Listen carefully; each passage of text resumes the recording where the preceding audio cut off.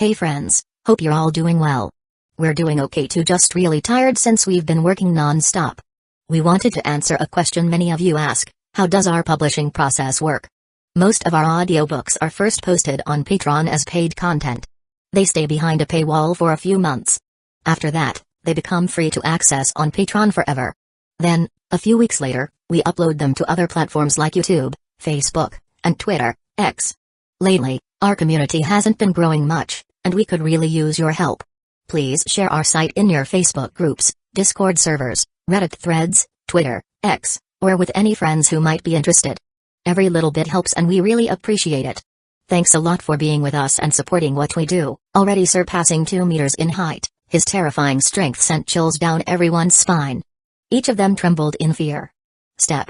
Katakuri strode forward, lifting his gaze. His crimson eyes gleamed coldly. Holding his trident in one hand, he asked icily, "Did you really think Fishman Island wasn't under the protection of the Big Mom pirates? You trash. What the hell do you think you're doing? Die. You brat. We'll kill you." Whoosh. Pirates lunged at him. Katakuri didn't even flinch, his trident lashed out in a single, fluid motion. So simple. Effortless. He pierced the pirate's forehead clean through. No wasted movement. Katakuri, trained by Skathak, had perfected his control over his strength. And this was only the beginning. Brat. The pirate captain roared angrily. Who the hell do you think you are? Even if your family leader, your big brother, were here, we'd still cut him down. Do you really think Fishman Island belongs to you? Machi thrust. Katakuri struck without hesitation, his trident spinning like a drill as it pierced straight through the pirate captain's body, making him scream in agony. Katakuri's attack was ruthless. He didn't even aim for a vital spot, just enough to leave the man paralyzed, writhing on the ground. Ugh! The pirate captain moaned, his body drained of blood, now nothing more than a broken shell. Crack!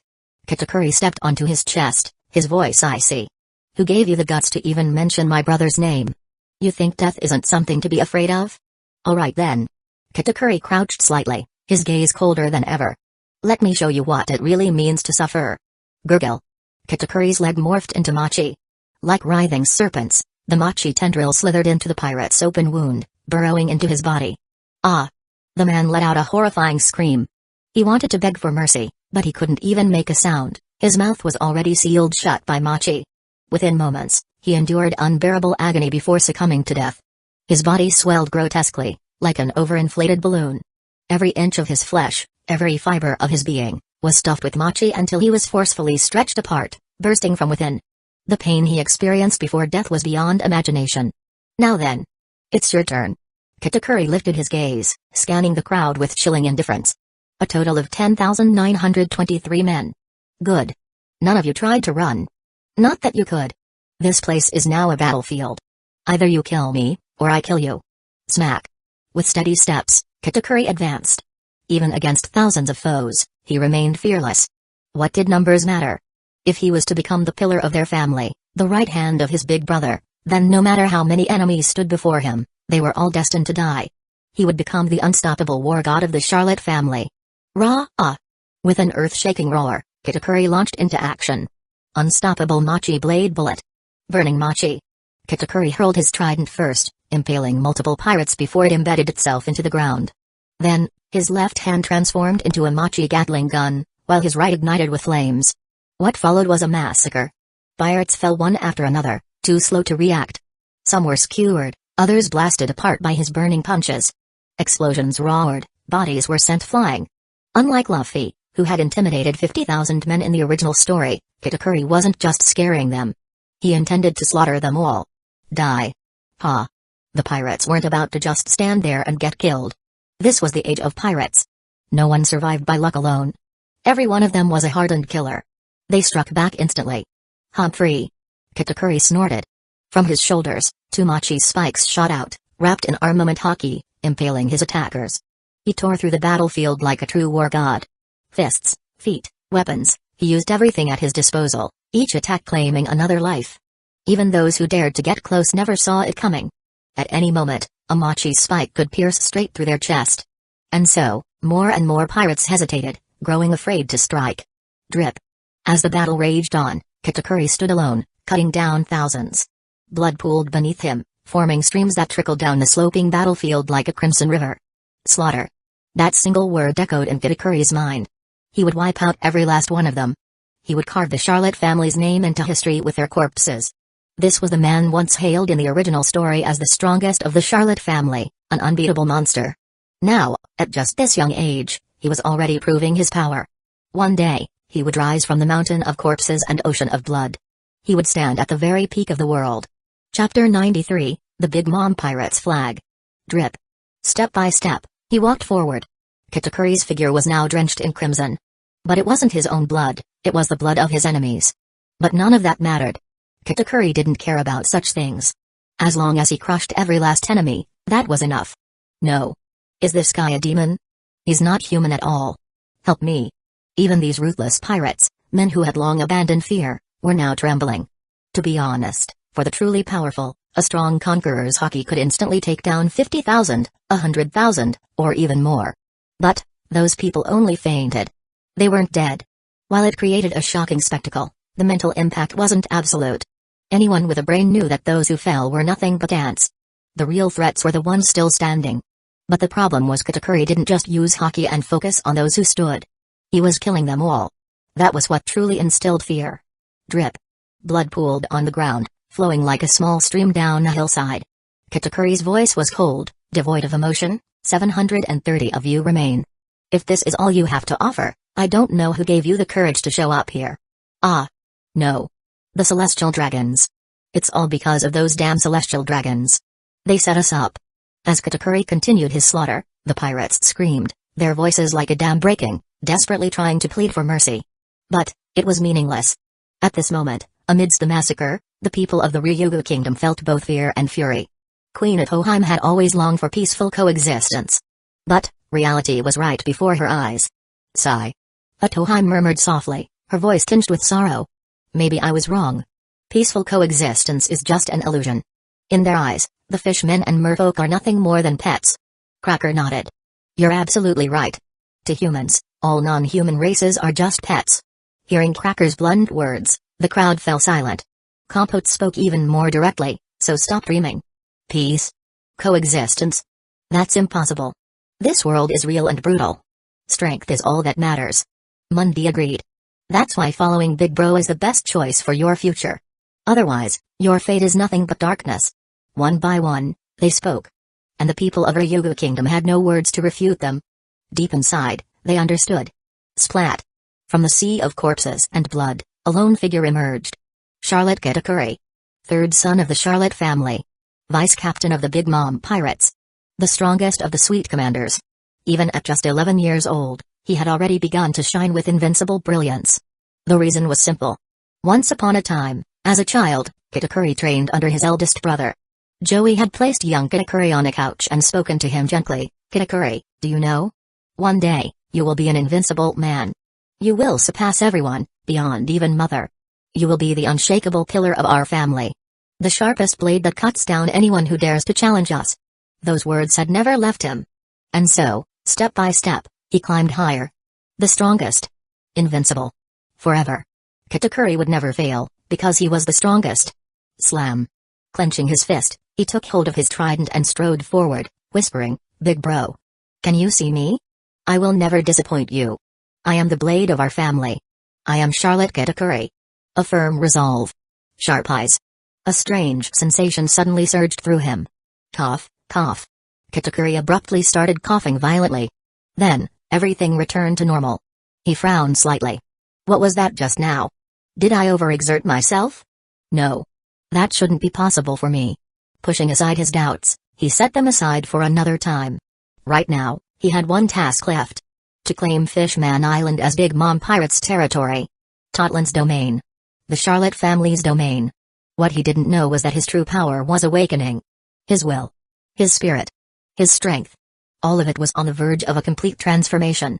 Back on the Queen Mama chanter, Kitakuri calmly said, King Neptune, everything has been handled. I'll leave it to you to clean up the bodies.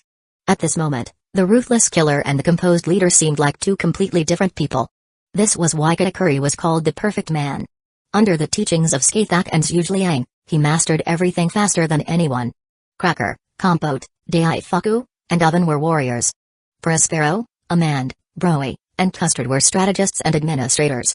Skeethak and Sujliang respected Joey for a reason: he knew how to utilize talent. He placed his family members in the perfect roles. Prospero was cunning, making him ideal for the underworld dealings. Amand was cold yet highly capable, making her the perfect chief minister of Dotland. And Katakuri? He was near being perfect? For now, he was in charge of protecting their interests in the pirate world.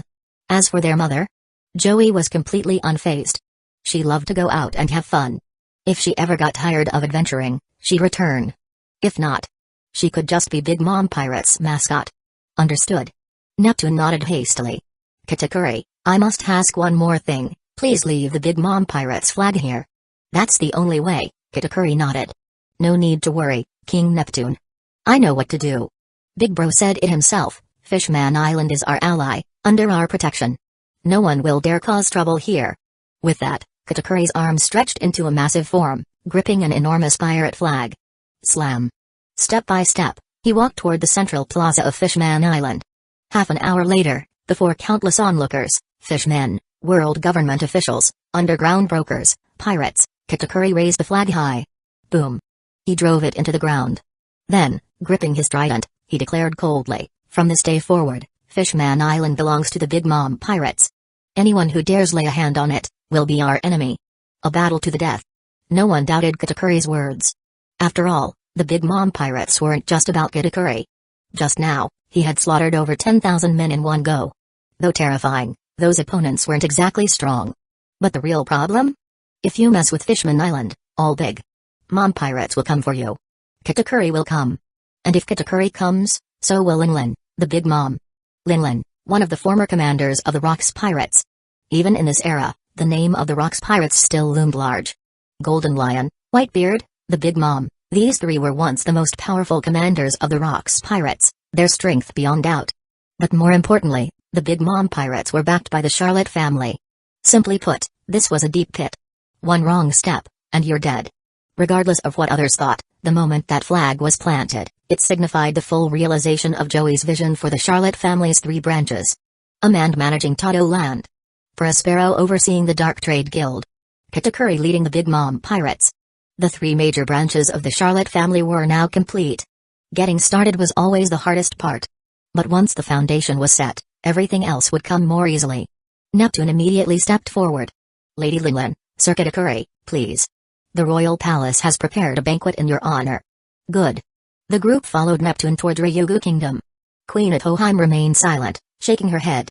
At the entrance of Ryugu Palace, Fisher Tiger deliberately lagged behind before finally speaking. Your Majesty, your vision was not wrong. In the past, Fishman Island had no choice but to seek the world government's recognition in order to peacefully coexist with humans. However, Tiger's expression turned serious.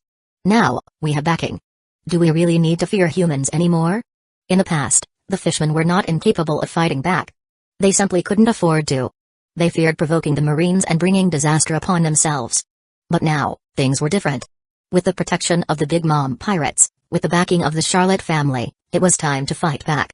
Atoheim sighed in distress. That's exactly what worries me. If we begin to retaliate, the fishmen's long-repressed anger toward humanity will be unleashed entirely. And when that happens... Tiger, however, shook his head. Your Majesty, no one can have it both ways. You can't expect to gain something without making sacrifices. With that, he walked away, leaving Atoheim standing there, lost in thought. Indeed. She had hoped for the protection of the Charlotte family without completely severing ties with humanity. But was that even possible? Impossible. Joey wouldn't allow it. Neither would anyone else. Fence-sitters were the first to die in times like these. Now, Atoheim had to make a choice and she knew there was no way to avoid it. A neutral stance? Joey would never allow it.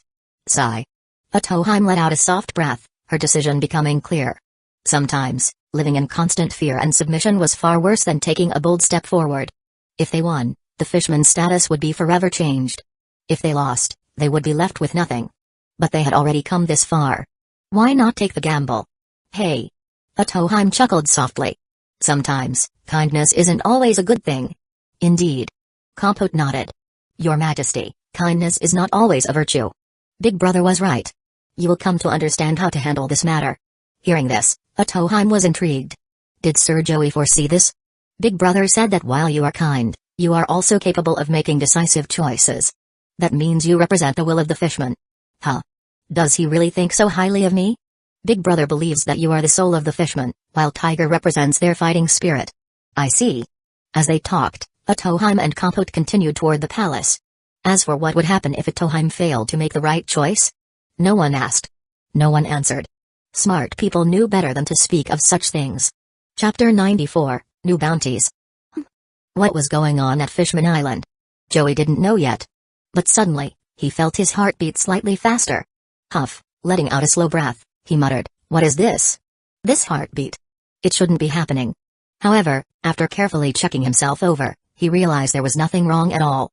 Weird. He muttered in confusion. Big bro. Big bro. Just then, Charlotte Cornstarch ran up excitedly. Big bro. The three-eyed tribe is ready to go. Everyone's packed up, and Opera is preparing to leave. Joey snapped out of his thoughts and smiled. All right. Then, he and Cornstarch headed up to the deck. The three-eyed tribe had indeed finished preparing. But their numbers. Originally, Joey had estimated there were at least 100,000 of them. But reality proved otherwise. It was almost laughable. The entire three-eyed tribe, including those scattered outside, barely amounted to 80,000 people. That number was shocking. A whole race and not even 80,000. What kind of concept was that? Just thinking about it made it clear. Lai approached Joey respectfully. Chief, thank you for taking us in. The three-eyed tribe will be loyal citizens of Tato Land. Joey replied warmly, no need to thank me. Lady Amand is in charge of managing Tato Land. Just report to her. Goodbye, Miss Lai. Thank you, she said, bowing deeply before stepping back. Joey simply smiled, saying nothing more. Opera then walked over. Big bro. I'm heading out. I need to get the three-eyed tribe back quickly. Cadenza, Cabaletta, and Gala are holding down the fort in the Whole Cake Sea, but it's still dangerous. Joey nodded. Go on. Stay safe. Yeah. Opera responded seriously. Stay safe. Those words made one thing clear: if things went south, Opera had the right to abandon the whole tribe and escape alone. Because, above all, Opera was the most important. Splash, the fleet slowly disappeared into the distance. Joey spoke up. Now that Opera has left, it's our turn to set sail. On to the second destination. Daifuku grinned. No problem, big bro. Oven immediately started giving orders for departure. Splash, the ships set off as well, heading straight for their next destination. It wasn't far. At most, it would take 2 days to arrive. After all, the Snake Neck clan and the Three-Eyed tribe didn't live that far apart. Inside the study, Joey pondered, the intel on the Snake Neck clan is unclear. Counter hasn't been able to get solid information. All we know is that they're surrounded. And it seems like someone is waiting for an arrival. Pirates are involved, but who exactly are they waiting for? Clearly, this was something worth investigating. For now, he put aside his unease about his strained heartbeat. There were more pressing matters at hand, and his body was definitely fine. If something were wrong, the system would have warned him. Thinking deeply, Joey's gaze sharpened. He knew, the Snake Neck clan's situation was complicated. First, both the Snake Neck clan and the Three-Eyed tribe lived in extremely hidden locations. Second, Joey murmured, the Three-Eyed tribe was found by accident. Clearly, someone planned to capture all of them. But the Snake Neck clan's case is different. The attackers are deliberately surrounding them without attacking. That means they're after the whole clan. Interesting. Joey smirked. So, their goal is clear. They want to recruit the Snake Neck clan. But who's behind this? The Snake Neck clan has decent potential, but it's not that exceptional. He carefully considered the possibilities. If this were during the days of the Rocks pirates, it would definitely be their doing. But things were different now. The seas were in chaos. Roger, Whitebeard, Shiki, Captain John, Wang Zi, Silver Axe, Chen Zhao. One by one, these legendary monsters were rising to prominence. It might have only been half a year, but that was enough time for chaos to erupt. The Navy had been pushed to its limits. Of course, some major shifts had happened at the beginning of the year. First, Steelbone Kong, the last of the 3 admirals, was promoted to Fleet Admiral. Sengoku and Zephyr were now admirals of the Marine headquarters. Even though there were only 2 admirals now, Garp was still known as the hero of the Navy and held the rank of Vice Admiral. In terms of overall strength, the Navy still maintained its 3-admiral system. It was just a matter of titles. Bang! Just as Joey was deep in thought, a sudden knock on the door interrupted him. Lifting his head, Joey casually said, "Come in." Creak. The door opened, and Nuss Stort walked in, holding a newspaper. Big bro. The situation on Fishman Island has been resolved. The world government has once again raised Brother Katakuri's bounty. Oh? Joey smirked with interest. Tell me, how much did it increase? Nuss Stort replied, Brother Katakuri's bounty has risen to 870 million Baileys. Mom's bounty has increased to 3.084 billion Baileys. Sister Compote's bounty is now 350 million, Brother Cracker's is 298 million, and Sisters Mundi, Hashi, and Defili each got a 100 million increase. Joey nodded. That's not surprising. Katakuri performed exceptionally well in the battle at God Valley, and after causing a ruckus on Fishman Island, this kind of bounty increase is expected.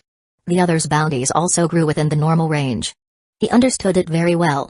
This level of bounty increase was nothing extraordinary. Right now, their bounties hadn't truly exploded yet. If Katakuri's actions were taken into account properly, a bounty of at least 2 billion Baileys wouldn't be an issue. Nuss Stort continued, besides that, Sister Aman's bounty has been revoked. Hey. Joey chuckled.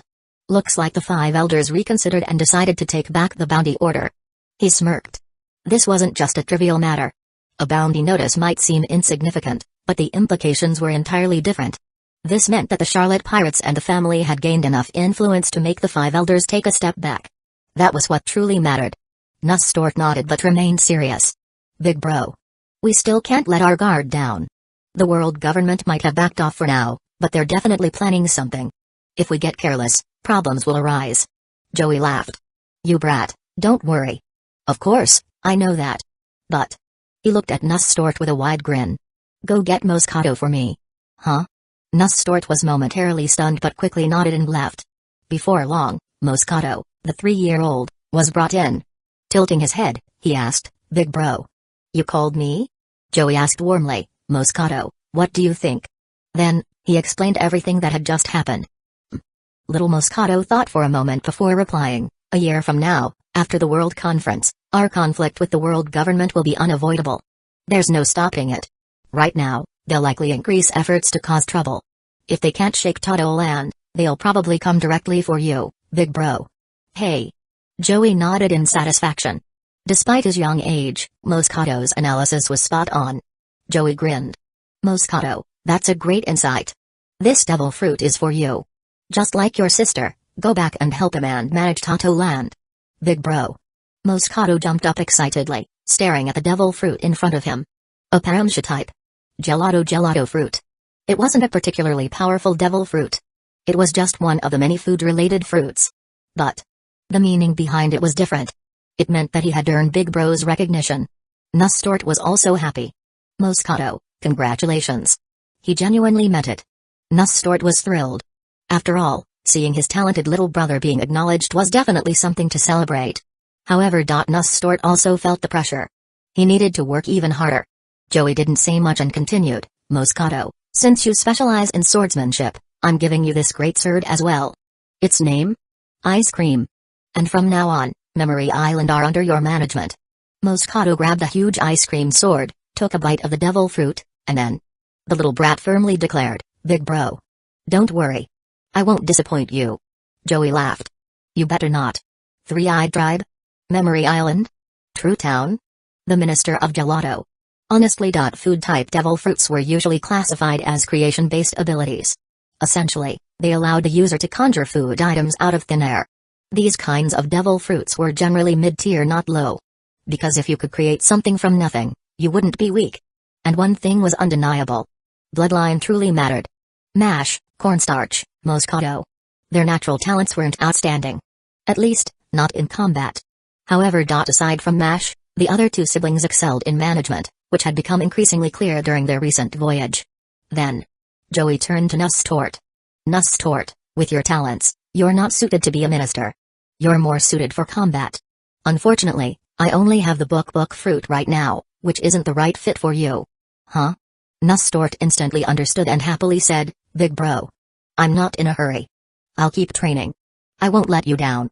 Saying that, he dashed off. Moscato also rushed out. Big bro, I'm leaving too. Grabbing his giant sword, he happily ran away. Hey. Joey shook his head with a smile. These two brats. Big bro has high hopes for you. He sighed with amusement but didn't dwell on it. Right now, Joey still had the book fruit and the healing fruit. Both were support-type abilities. Nustort had excellent combat potential, so these fruits weren't ideal for him. However, before setting sail, Prospero had informed Joey of a devil fruit located at a certain place. A fruit perfect for Nustort. Bang! Having made all the arrangements, Joey lightly tapped his desk and continued thinking. The Snake Neck Tribe. Who's behind them? This is truly strange. I don't know when they'll make their move. But let's see who they really are. Narrowing his eyes, Joey rapidly sifted through possible suspects in his mind, considering all possibilities. Chapter 95, The Mastermind Boom. The ground shook as a deep crater formed from the impact. Counter stood in his half-beast form, gripping a long spear. Behind him, 500 warriors covered in black stood in formation. At this moment, both sides, the black-covered warriors and the pirates, stared down at each other. However, neither side made a move. The battle between the two leaders was about to begin. But no one dared to act rashly.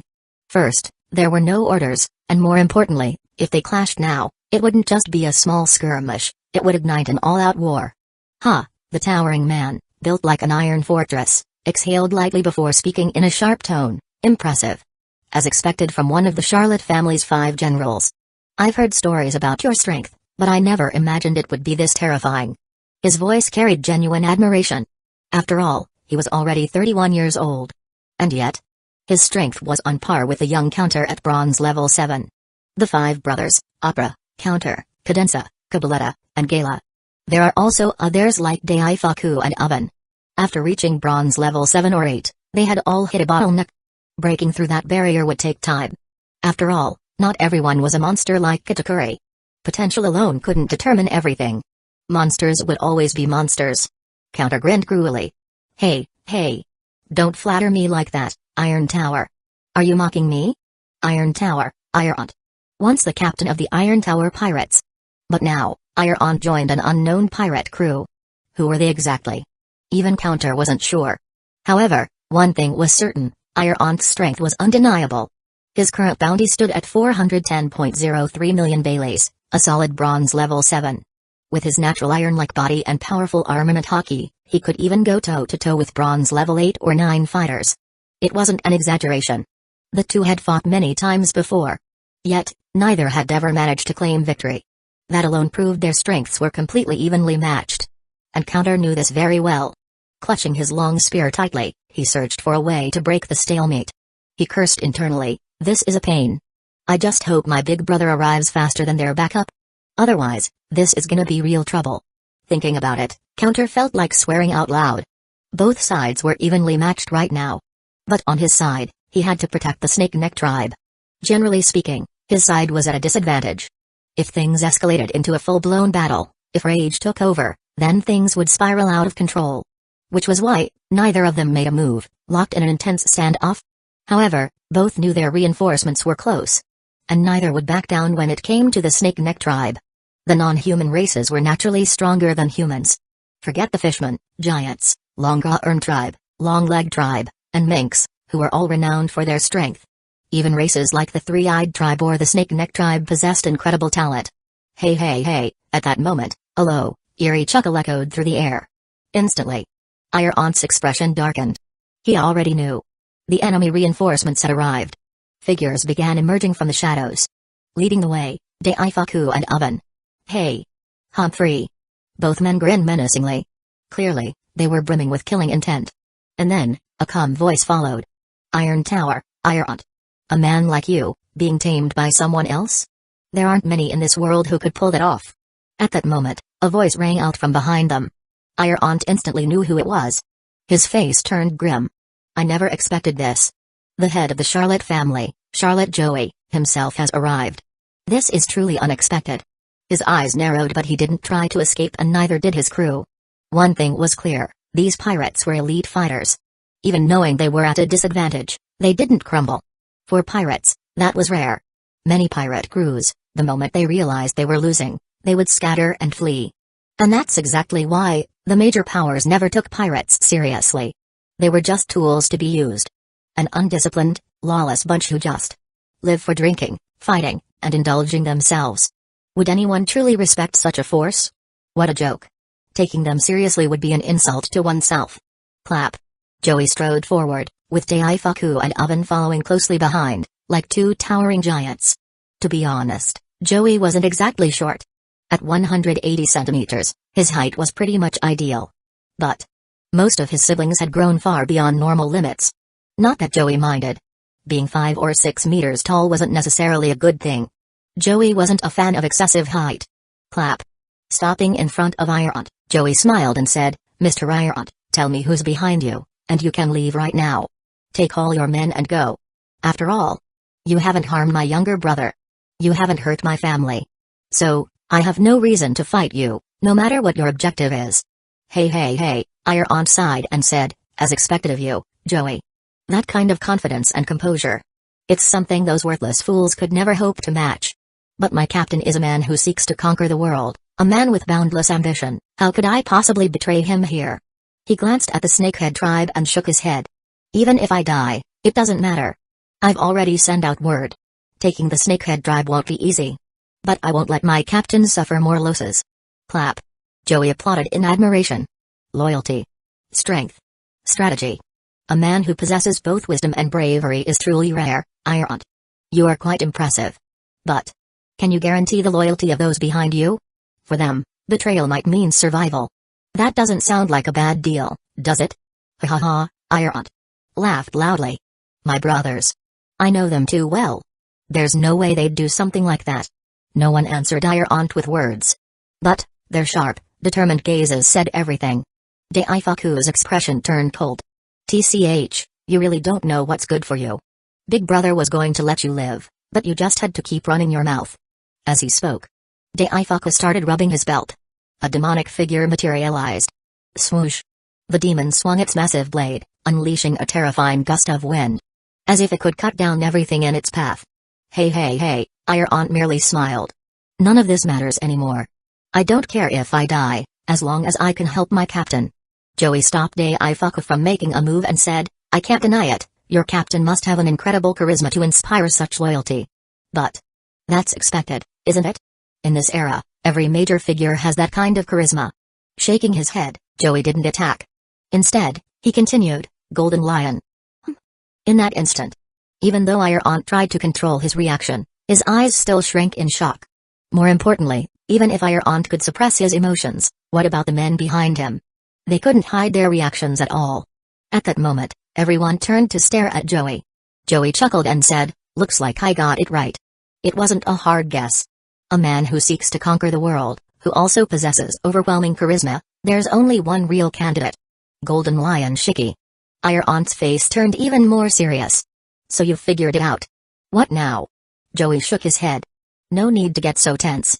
I already told you, I don't plan on fighting you. Besides, whether we become enemies of the Golden Lion or not isn't up to me. It depends on him. Iront's expression grew heavier. He stared at the man before him. Charlotte Joey. On the surface, he seemed gentle, easygoing, like a friendly big brother. But only by facing him directly could one feel the sheer pressure he exuded. It wasn't just an illusion. It was real, tangible pressure. A force that gripped the soul. Huff, exhaling slowly, Iront knew. Silence was the best option. After all, no matter what he said, Joey would see right through him. With just a few words from Iront, Joey had already figured out who his captain was. That's right. Iront's captain was really Shiki. After the split at Hikinazu, Shiki had gone on to form the Flying Pirate crew. Interestingly enough, after assembling his crew, Shiki originally intended to take over Hikinazu. But he ran into the three group pirates, John, Wang Zi, and Silver Axe. The result? Shiki got completely beaten down by them. He was nearly killed. And honestly, that wasn't surprising. Shiki was only at Silver Rank 3. Against 3 warriors at Silver Rank 1 or 2. 3 versus 1. He was lucky to even survive. It really wasn't shocking at all. After that, Shiki was forced to reevaluate everything. He began building a true flying pirate crew. In the original story, Shiki led the flying pirates and nearly crushed Roger's crew, who were full of monsters, at sea. If they hadn't exhausted themselves in battle and gotten caught in a superstorm, Roger might never have become Pirate King. That alone proved it. Shiki's flying pirate crew was absolutely formidable. At the very least, a man like Iront was willing to follow Shiki without hesitation. All right. Joey said. Enough talking. There's no need to drag this out any longer. Our aunt's sharp gaze locked on Joey. He was ready to fight. He was even prepared to die here. But dying didn't mean he would just sit and wait for death. He would fight to the very end. In his mind, taking one down would be worth it. Taking two? Even better. That was our aunt's resolve. Hey, Daifuku sneered, clearly ready to strike. Joey, however, lifted his head and smiled. Golden Lion. Are you really planning to keep hiding? Honestly, with such loyal men, you choose to lurk in the shadows? What? Huh? This. For a moment, everyone was stunned. Chapter 96, The Golden Lion Shiki Whoosh. At that moment, a figure descended from above. Jahahaha. A bold and hearty laugh, like that of a lion, echoed through the air. A man with long golden hair landed on the ground. Thud. Our aunt hurried over, his face filled with urgency. Captain, you? Jahahaha. Shiki roared with laughter. Our aunt. Are you expecting me to abandon you? Don't joke around. That would be an insult to me. I'm the Golden Lion. Do you really think I'd abandon my crew? I would never accept such a thing. His gaze then shifted to Joey, and he grinned. Besides, I'm curious to see, what can the head of the Charlotte family really do? His eyes narrowed slightly, and a sharp glint flashed within them. Bastard. You're asking for it. Maji Giran. Genie ein rage split, heat denesi. Heat beating, Daifuku and Oven attacked simultaneously. Fools rushing in where they shouldn't. Against a silver rank level 3 opponent like Shiki, their mere bronze rank level 8 strength was nothing but reckless. They were throwing their lives away. But that didn't matter. What mattered was that they dared to act. Knowing when to retreat in the face of overwhelming strength was important. But failing to act out of fear, that was true disgrace. Jahahaha. Shiki laughed wildly. You think you can take me on with that level of power? How foolish. Facing their attacks, Shiki simply extended one hand. Shishi Odashi, Chaimaki. Lion's threat, Earthbind, rumble. The ground trembled violently. A terrifying shockwave spread out in all directions. The earth split open, forming roaring lion heads that surged forward to crush the two brothers. But then, slash. Suddenly, as if something had happened, or perhaps nothing at all of the lion heads were severed. Silence returned. Chunks of stone crumbled to the ground, yet an eerie sensation lingered in the air. Shiki narrowed his eyes, sensing that something was off. His body tensed with newfound vigilance. Ever since he'd been ambushed and beaten down by John, Wang's and Silver Axe, he'd become far more cautious. His once careless nature was gone. But just now, what exactly had happened? He had no idea. Not a clue.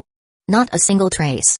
Even his advanced observation hockey, in which he had immense confidence, failed to pick up anything.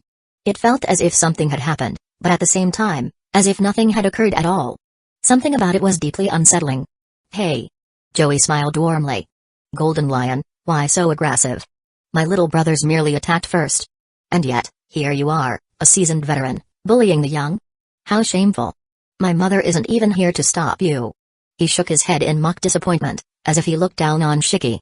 Jahahaha. Shiki smirked. Oh? You should know that the seas don't run on words alone. This is a dangerous world. Clang. At the same moment, Shiki suddenly drew his blades. His twin swords flashed, their arcs slicing through the air with deadly precision.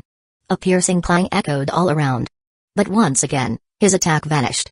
What had just occurred? No one knew. Oh? Shiki locked eyes with Joey. Yet Joey merely kept his gentle smile. Golden Lion, do you really think I came out here relying solely on Daifuku and Oven? Don't get me wrong. My little brothers are talented, but they're still young. They haven't fully matured yet. He spread his arms wide. The Charlotte family didn't rise to power just because of my mother. There are other strong warriors among us. Warriors that even you, Golden Lion, might not be able to defeat. His eyes narrowed with absolute confidence. Not just him, Daifuku, Oven, and Counter all shared the same unshakable belief. In their family, they knew their strengths. Once, Joey had fought Linlin, but even she couldn't claim victory over Joey. The reason was that within 30 meters, Joey was invincible. In this vast ocean, unless an ancient monster like Imu appeared, nothing could threaten him. 47 elite bronze rank level 7 soldiers stood behind him. If they joined forces, no one could walk away unscathed. Shiki's sharp gaze darkened. Kid, are you trying to intimidate me? Joey chuckled. Intimidate you? I, Charlotte Joey, have never needed to intimidate anyone. Jahahaha. Shiki grinned. I see. You really are a remarkable man. To take the Charlotte family this far despite that crazy woman, You must be a monster yourself. Your ambition and mentality are terrifying. You seem ordinary at a glance. But, Shiki's eyes gleamed dangerously. Are you truly just an ordinary man? Joey smiled. Who knows? Maybe I am, maybe I'm not. But one thing is certain, no one has ever been allowed to stand within 10 steps of me. That is my confidence. Clap. His 3 brothers stepped forward in unison. They weren't Shiki's match. But, they would never back down. They would always protect their family. Shiki's expression grew increasingly dangerous. He seemed to be weighing his options. Should he fight Joey? Or, should he consider what had just happened? Then, without warning, whoosh! Like a streak of light, Shiki lunged forward, his foot slamming into the ground as he shot toward Joey. Slash! His left hand gripped Hidden Sound Village, his right hand clutched Koga Arashi. The twin blades gleamed, aiming to cut Joey down. Daifuku, Oven, and Count attacked in unison. But before Shiki, they were still lacking. Even combined, they only managed to momentarily stall him. Then, one by one, they were pushed back. Or rather, they couldn't truly stop him. On this sea, there were countless strong warriors. But none were as troublesome as Shiki. His float fruit ability made him a nightmare to deal with. If he wasn't willing to fight to the death, no one in this world could capture him. Joey watched as Shiki got closer and sighed helplessly. Seriously, Golden Lion, going after a regular guy like me? How embarrassing. Clang. Clang. Just as Joey finished speaking, a crisp, melodious sound echoed. Shiki had been stopped just 10 meters away from Joey. In an instant, Shiki sensed countless attacks aimed at him. These sword strikes were sharp and ruthless. Even Shiki found it a bit troublesome. And the longer the battle went on, the more Shiki realized, there were simply too many of them. And the strangest part? He couldn't see them. He couldn't sense them. In the end, whoosh! Shiki retreated. But the moment he stepped back, his attackers didn't follow up. It was as if they had no intention of chasing him down. Shiki remained silent, returning to Iron's side. From start to finish, Joey had been smiling, his confident demeanor making Shiki uncomfortable. Yet, there was nothing he could do. No matter what he tried, Joey just stood there, untouched. Joey shook his head and sighed, what a pity. Looks like the mighty Golden Lion can't do anything to me today. Humphrey. Shiki scoffed and turned away coldly. I hope next time, you still have someone to protect you. Iron, we're leaving. Yes, Captain. Iron led their crew back to the pirate ship. Moments later, the pirate ship rose into the sky. Shiki and his crew finally departed. This man was always cautious. Without understanding Joey's true abilities, he wouldn't make an enemy of him. After all, for him, that crazy woman, Linlin, was powerful, and becoming enemies with the Charlotte family would be a huge hassle. The Charlotte family's influence was massive right now, and it wouldn't be good for the flying pirates' future. High in the sky, Iron asked seriously, Captain, my observation hockey picked up some figures, but they disappeared almost instantly. It was like they were never there. That was too strange. Shiki nodded. Indeed. There were many of them, and their strength was on par with you and those 3 brats. The real issue is, how many of them are there? It's impossible to tell. But based on my senses, they were all women. Iron was stunned. Captain, even you couldn't detect them properly? To him, that was unbelievable. Golden Lion Shiki. One of the world's strongest men. And even he couldn't see through this? Sure, Shiki specialized in armament hockey, but his observation hockey wasn't weak either. For someone at his level, even if he wasn't a master of it, he shouldn't be completely clueless. Shiki shook his head. It's not that I couldn't see them. It's that their numbers were overwhelming, and their coordination was flawless. They attacked once, then immediately disappeared. Iron realized, so they strike once and retreat instantly. That explains it. However, Shiki raised a hand. I can't be sure whether these hidden figures were devil fruit users or something else entirely. Iron frowned. Captain, what do you mean? Shiki said calmly, there aren't many devil fruits that grant invisibility. The most well-known is the clear fruit. And the current user of that fruit is Charlotte Mundy, that little girl who's still on Fishman Island. So how did that man pull this off? No idea. Iron was at a loss. Yeah. It really was bizarre. Shiki shook his head. No need to dwell on it now. Until we interact with the Charlotte family again, we don't need to concern ourselves. Just have someone gather information on them. That'll be useful when the time comes. Iron nodded. Understood, Captain. Then he went off to handle things. Meanwhile, Shiki narrowed his eyes, gazing into the distance. He murmured, such a strange ability. Or rather, such a strange man. Which one is it? No one's ever seen him display this kind of power before. No wonder he dares to travel alone, with just his younger brothers. After a brief pause, Shiki suddenly laughed. Ha ha ha ha. What an interesting man. Completely hiding his true self. What exactly are you up to? This is just too interesting. Saying no more, Shiki simply felt more and more intrigued. This man was deeply hidden. If someone hid this much, they were either a recluse or they had boundless ambition. Anyone with a brain could tell, Joey wasn't the first option. Honestly, Shiki wasn't entirely sure if Joey had some hidden power or just had people protecting him. But Shiki trusted his instincts. He was certain this was Joey's own power. There was no definitive proof. Just a gut feeling. At Shiki's level, instincts mattered more than logic. Shiki murmured, "You. Hiding.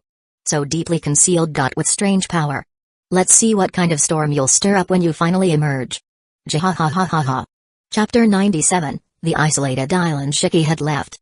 From beginning to end, Joey remained exceptionally calm. As if nothing had ever happened. Daifuku frowned and said seriously, "Big bro. The Golden Lion just left like that. Won't your abilities be exposed? The Silver Greatsword?" Joey's stand. Joey never hid anything from his family, there was no need to. Oven nodded. "Yeah, big bro. If he figures out your power, that could be a real problem."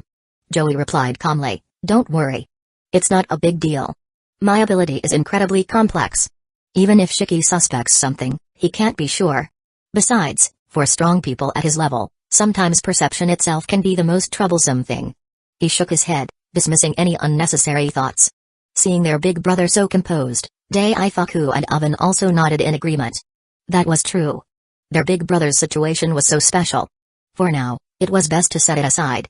After all, the stand ability was incredibly unique.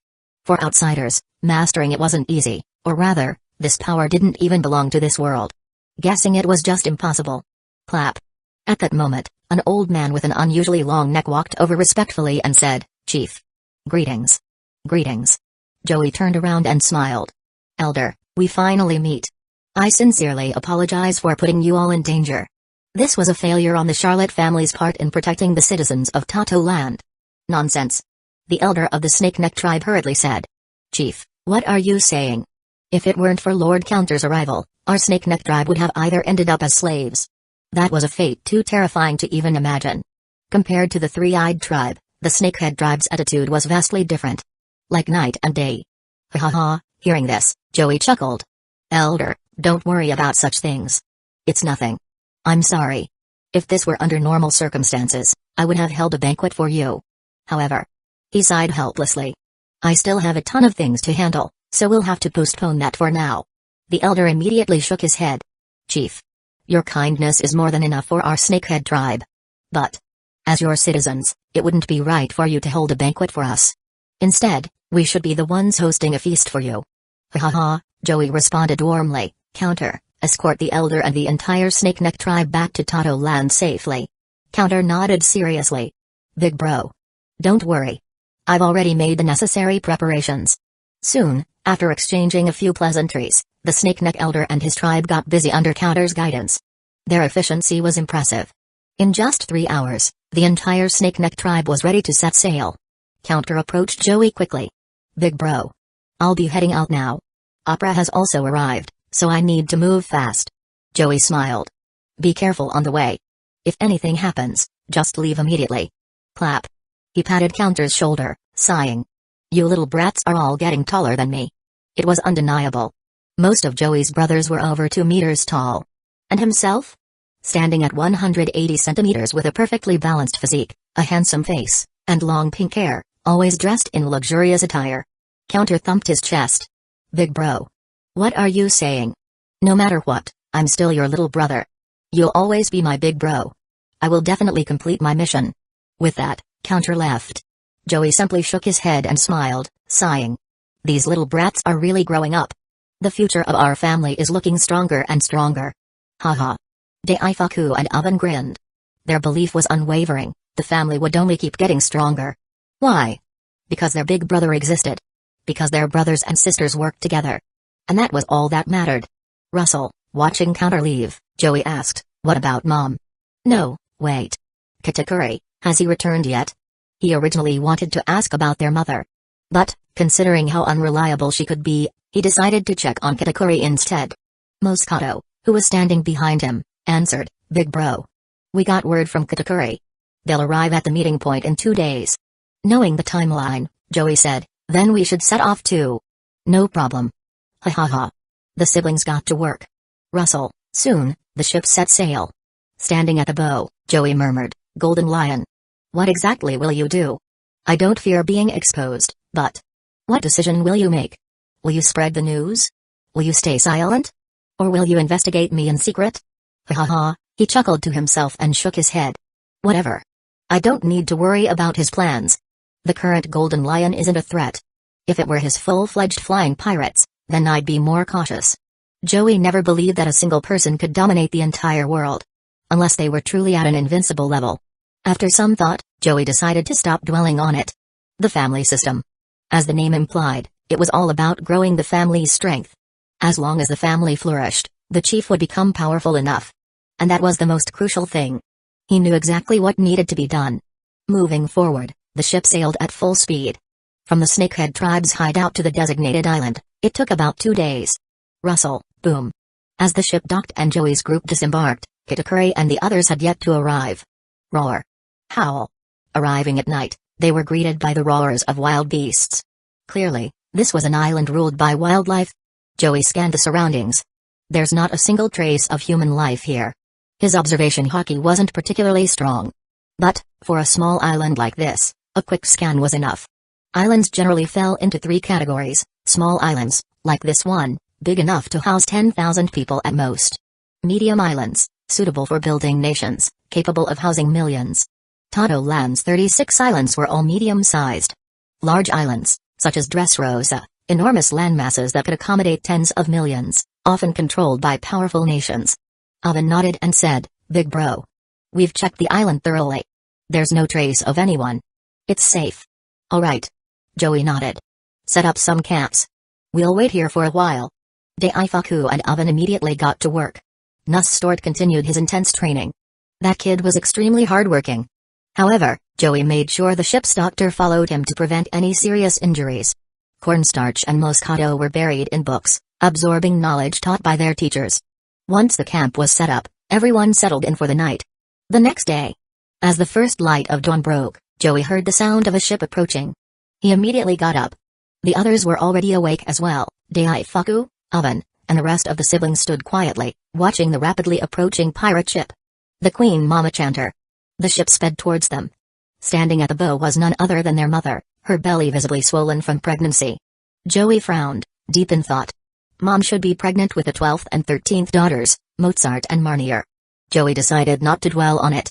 This wasn't the so-called original story anymore, it was a completely new world. His mother was a living, breathing person. It was only natural that things wouldn't follow the original timeline exactly. After all, he'd acquired many devil fruits that were never supposed to be in his hands according to the original story. Swoosh. With a leap, Linlin jumped straight at him. Joey sighed helplessly, saying, "Mom. Calm down. You're pregnant. You need to be careful for yourself and the babies." Linlin beamed, "It's fine. It's fine. Mommy's body is super strong. Besides, Joey is worrying about me? That makes Mommy so happy." Sigh. Joey sighed in resignation. "Mom, when have I not worried about you? Honestly." His mother was incredibly powerful, but she was also quite dense. And because of that, Joey had to be extra vigilant. What if someone tried to kidnap her? Meanwhile, Katakuri and the others disembarked. "Big bro." They all greeted him enthusiastically. Still trapped in his mother's embrace, Joey just smiled and said, "Welcome back." Hum. They all nodded. Joey looked at Katakuri and said warmly, "Katakuri, you did great." Katakuri smiled. "Big bro. I only did what I was supposed to do." From Katakuri's perspective, he simply fulfilled his duty. He was meant to be the invincible man of the family. Did such a man even need praise? Shaking his head, Joey said, "That's exactly how it should be." "But, did you run into any problems on your way back?" He was asking Katakuri, but also addressing everyone. Cracker scratched his head and replied, "We ran into quite a few pirate groups trying to claim Fishman Island. But they were just trash. The real issue is that Katakuri kept feeling like someone was watching us. But every time we tried to investigate, we couldn't find anything." Joey didn't let his guard down. Kitakuri's observation hockey was terrifyingly powerful. It was on an entirely different level. Sure, he hadn't yet fully mastered the ability to see into the future. But if Kitakuri felt like someone was watching them, then someone definitely was. After a moment of thought, Joey said, "It's probably the world government. We made quite the commotion that time. Those pirates weren't just sent by the celestial dragons, the 5 elders sent spies to keep an eye on us too. But don't worry. They won't confront us directly." On this point, Joey was absolutely certain. A lot of battles could happen in the shadows. But some things could never be brought into the open. Chapter 98, Kitakuri's Stand. Invincible Death.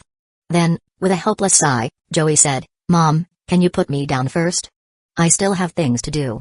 Whoa. Linlin pouted in displeasure but eventually let Joey go. Joey shook his head, sighing in exasperation, but there was nothing he could do. After all, this was his mother. Next, Joey reached into his pocket and took out a small vial of liquid. He tossed it to Kitakuri and said, "Kitakuri, this is called the demi-human serum, Ajin. It has a very special effect. If someone dies, as long as a part of them remains, they can revive." Huh? Hearing Joey's words, everyone was stunned. They weren't fools, they immediately understood the implication behind his statement. Gulp. But without hesitation, Kitakuri downed the serum in one go. After drinking it, he said, "If Big Brother says so, then there's no problem." Then, without hesitation, Kitakuri gripped his trident, and before anyone could react, splurt. He thrust it straight through his own throat. Blood dripped onto the ground. Kitakuri's consciousness seemed to fade. But in the next moment, the wound healed instantly. The trident was pushed out of his body. Someone who had just lost their life had come back to life. Huff, exhaling deeply, Kitakuri acted as if nothing had happened. "Big Brother," he chuckled. "I'm a demi-human, Ajin, now." Joey didn't say a word but responded with a soft laugh. He closed his eyes, lost in thought. His eyes felt a little misty. Trust. What kind of trust was this? This wasn't about something trivial. It was about life and death. Kitakuri had taken his word without hesitation, willing to risk his own life. Absolute trust. His younger brother trusted him completely. As an older brother, that was more than enough. Huff, Joey exhaled deeply and shook his head. "All right. Enough about this. Of course, the gift I gave you is real, you little punk. Did you seriously have to test it? Have I ever given you anything fake?" Ha ha ha. Hearing Joey's words, Kitakuri scratched his head, looking slightly embarrassed. Only in front of Joey could Kitakuri show a childlike side of himself. Joey smiled. "All right, enough messing around. Get some rest. We should get going soon. Prospero informed me that a pirate crew has also received information and is heading for the same place." Got it. Everyone nodded seriously. They understood, their big brother was holding something back. But they didn't say anything. Instead, they simply exchanged knowing smiles. Joey shook his head, unwilling to dwell on it. But then, suddenly, "Og!" Kitakuri let out a deafening roar, his entire aura turning overwhelmingly terrifying. "What's happening? What's wrong? Huh?" Everyone turned to Kitakuri in alarm. Joey's expression tensed. Could there be a problem with the demi-human serum? But that was impossible. The system had verified it, there shouldn't be any issues at all. Staring at Kitakuri, Joey's gaze sharpened. Everyone looked at their brother, unsure of what to say. "Kitakuri?" Linlin also looked at her son in concern. Without a doubt, Linlin favored Joey the most, but that didn't mean she didn't love her other children. It was just that Joey was more mature. Always acting like a little adult. With Joey, Linlin could show her childish side. But as a mother, she still had to act like a parent to her other kids. No parent wanted to be treated like a child by their own children. That was just how parents were. Compote quickly asked, "Big Brother. What's going on? What's happening to Kitakuri?" Joey raised a hand. He gestured for everyone to stay calm. Then, he stepped forward and spoke slowly, "Focus your mind. Tell yourself what it is you truly want. Center your spirit. You have trained in meditation jutsu to some extent, you should have some control over your mind. The body technique trained the body.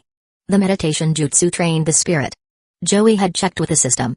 Meditation jutsu could only be improved up to silver rank 9, requiring 1,000 achievement points to upgrade. He hadn't upgraded it yet. "All right. Big bro." Kitakuri was in extreme pain, as if he was enduring something unbearable. "Ha." He gasped heavily, gradually restraining his spirit, making it condense. Slowly, Kitakuri's will gradually merged into one. It fully solidified over time. A faint, invisible aura spread from Kitakuri's body. Everyone quietly waited. They could all feel it. Katakuri seemed to be undergoing an amazing transformation. Finally, Joey saw a shadowy figure emerging behind Katakuri. A black phantom. Soon, the figure just dissipated. In its place, a streak of dark purple light appeared. Boom. Gradually, that terrifying power condensed, forming a solid entity. Roar. The terrifying force let out an earth-shaking roar. Katakuri also unleashed a terrifying scream. From his eyes, a dark purple shockwave erupted. It spread wildly in all directions. When Katakuri calmed down, everything returned to silence. Everyone looked at each other, not knowing what to do. They had no idea what had just happened. Compote pondered and said, Katakuri's situation is very special. Big bro, it seems like you can see it. Is this what you call a stand? At that moment, everyone froze. They then also assumed this was their big bro's ability. Joey then spoke, that's right, it's a stand. Katakuri awakened his stand through sheer will. In fact, when someone in the family awakens a stand, those of the same bloodline are very likely to awaken one as well. Essentially, all of you can awaken stands. Everyone's breathing grew rapid. The silver greatsword? Everyone knew this was Big Bro's stand. How incredible, how terrifying it was. Seeing everyone's expressions, Joey sighed helplessly. I originally didn't plan to tell you this. When you actively try to awaken it, it becomes more difficult. A stand is the manifestation of one's spirit, and it only awakens when your spirit reaches a certain threshold. Katakuri's willpower and belief reached their peak, which is why he awakened his stand. Now, shaking his head, he continued, trying to awaken your stands deliberately will only make it harder. Not knowing is actually beneficial to you. Everyone scratched their heads. They all knew Joey truly meant well. Awakening a stand wasn't as simple as it seemed. What? You want to mention the Joestar family? Get lost. Is that family even normal? The people in that family are just naturally overpowered, alright? That family is like a walking cheat code in the stand world. It's not a fair comparison. Just then, Katakuri had fully recovered. He walked forward and said, Big bro. I'm fine now. Joey nodded, looking warmly at Katakuri. Katakuri, can you see the silver greatsword? As he spoke, Joey summoned the silver greatsword. After carefully observing it, Katakuri finally sighed, so this is the true form of the greatsword? Seeing it with my own eyes for the first time, it's quite different from what I saw using observation hockey. Joey reflected, as expected. Only stand users can see stands. Your stand is now fully awakened. Summon it so I can take a look. Katakuri nodded, no problem, big bro. Invincible death. As Katakuri chanted. Instantly, dark purple energy exploded forth. At that moment, everyone felt the overwhelming presence of death emerging. It was a stand towering at 5 meters. Its body was massive. Fully clad in dark purple medieval knight armor. Aside from that, it wielded a long sword in its left hand and a short sword in its right. Just one glance made it clear. This was an incredibly powerful combat-oriented stand. Joey murmured, System. Show me Katakuri's stats and stand panel. Charlotte Katakuri, Identity, third son of the Charlotte family, Vice Captain of the Big Mom Pirates. Strength, Silver Level 1 Potential, Platinum Level 9 Abilities, Permsha Type Machi Machi no Mi Stand, Invincible Death. Description, the absolute pillar of the Charlotte family. At only a young age, he possesses incredible potential. Not only has he awakened a stand, but he also has a devil fruit akin to a Logia type, along with mastery over all 3 forms of hockey. His skills have already reached the pinnacle. With steady growth, he will rise to the top of the world. Stand, Invincible Death, Destructive Power, a Speed, B Precision, a Growth Potential, Fully Matured Endurance, a Range, C. Joey examined Katakuri and Invincible Death's details. He was stunned. A stand that was already fully matured from the start? Honestly, even Joey wasn't sure what to make of such a stand. He immediately asked the system, what's the deal with Invincible Death? Invincible Death's abilities are fully developed. However, its true potential depends on its user. Its abilities are maxed out and won't grow further. Instead, its growth is determined by its master's strength. Joey immediately understood. A stand's abilities. Typically, they evolve over time. For example, Star Platinum and the World's time-stopping abilities. Both of them grew stronger alongside their users. But Katakuri's Invincible Death? Its abilities were set in stone. So there was no further growth.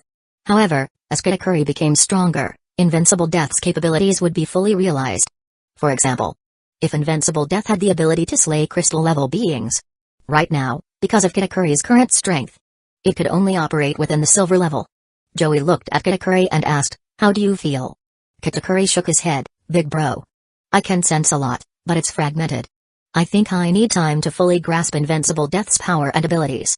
Hey, Joey said warmly, no rush, take your time. A stand's power isn't something you can master overnight.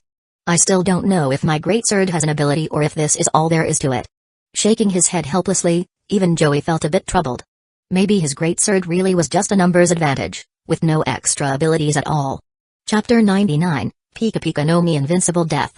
This was Katakuri's awakened stand ability. It was also the second stand ability to awaken within the entire Charlotte family. With his demi-human bloodline, the power of the Machi Machi no Mi, and his stand, Invincible Death, you could say Katakuri now lacked nothing. All he needed was to fully unleash his potential. That was the most important thing. As for anything else? It wasn't particularly important. Splash, the ship sailed across the vast ocean. Joey lounged on the sofa, seemingly reading a book. But Joey wasn't really reading. He was lost in thought about something else. In truth, he was considering stand abilities. Deep in thought, he mused, as expected. My initial decision was the right one for paying a high price. If someone else had bought the arrows, that would have been a huge loss for me. He couldn't help but sigh in relief. Even he had to admit, compared to the importance of family techniques like the body and meditation, the 3 arrows he had purchased were far more crucial. Each of these 3 arrows had immense value. Those who awakened their stand abilities could potentially use the Requiem arrow to achieve Requiem level power in the future. Meanwhile, the regular arrow and soul arrow could be stored away as valuable assets. Stand abilities were of unparalleled importance. Their strength depended entirely on the user's mental willpower. Even if the world itself limited the potential of stand abilities. But in a strong enough individual's hands, a stand's power could reach godlike levels. It was downright broken. Whoosh, Joey exhaled deeply, murmuring, Katakuri has also awakened his stand. That makes 2 members of our family now. This proves my theory was right. Now, it's only a matter of time before the rest of those brats awaken their own stands. A satisfied grin spread across his face. He had chosen his path wisely. It wasn't enough for just him to be strong. Unless he became overwhelmingly powerful to the point of suppressing everything, but that wasn't realistic. Joey knew himself well. He wasn't naturally gifted. Whether in training or combat, he lacked that so-called indomitable will or extraordinary talent. Instead, he was a strategist. A mastermind who knew where his strengths lay. And he was very aware of his own limits. Clap. Joey looked up as Katakuri approached.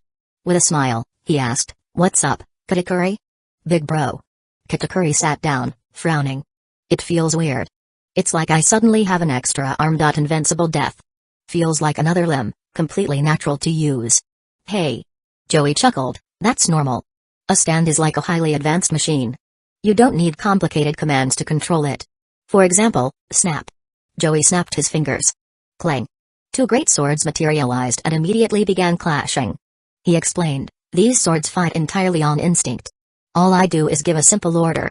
But since they are an extension of me, they can use armament hockey, observation hockey, and even the sword techniques I've mastered." Katakuri carefully observed the battle between the swords. Just as Joey had said, the 2 swords fought seamlessly, utilizing hockey and various sword techniques in real time. "I see now."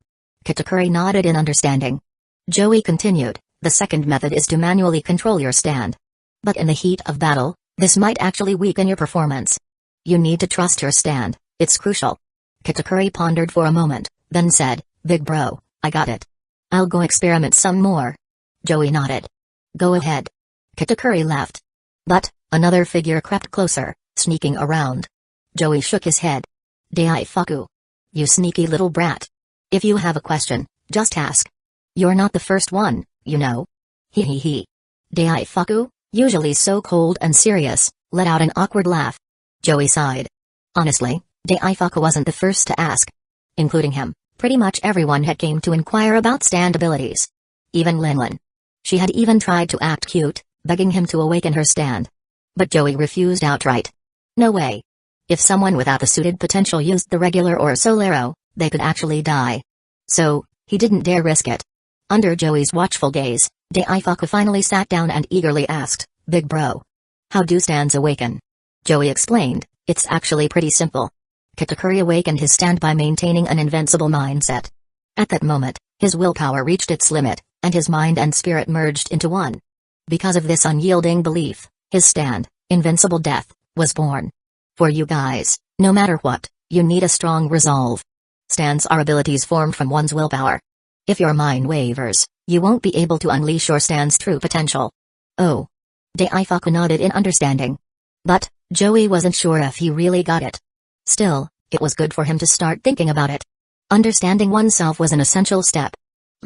Daifuku mulled over what he had learned before heading off. Joey watched him go, thinking, looks like Daifuku might have understood something. Unlike the others, who had left completely confused, Daifuku had stopped to contemplate. That was already progress. But, would he succeed? That was another matter entirely.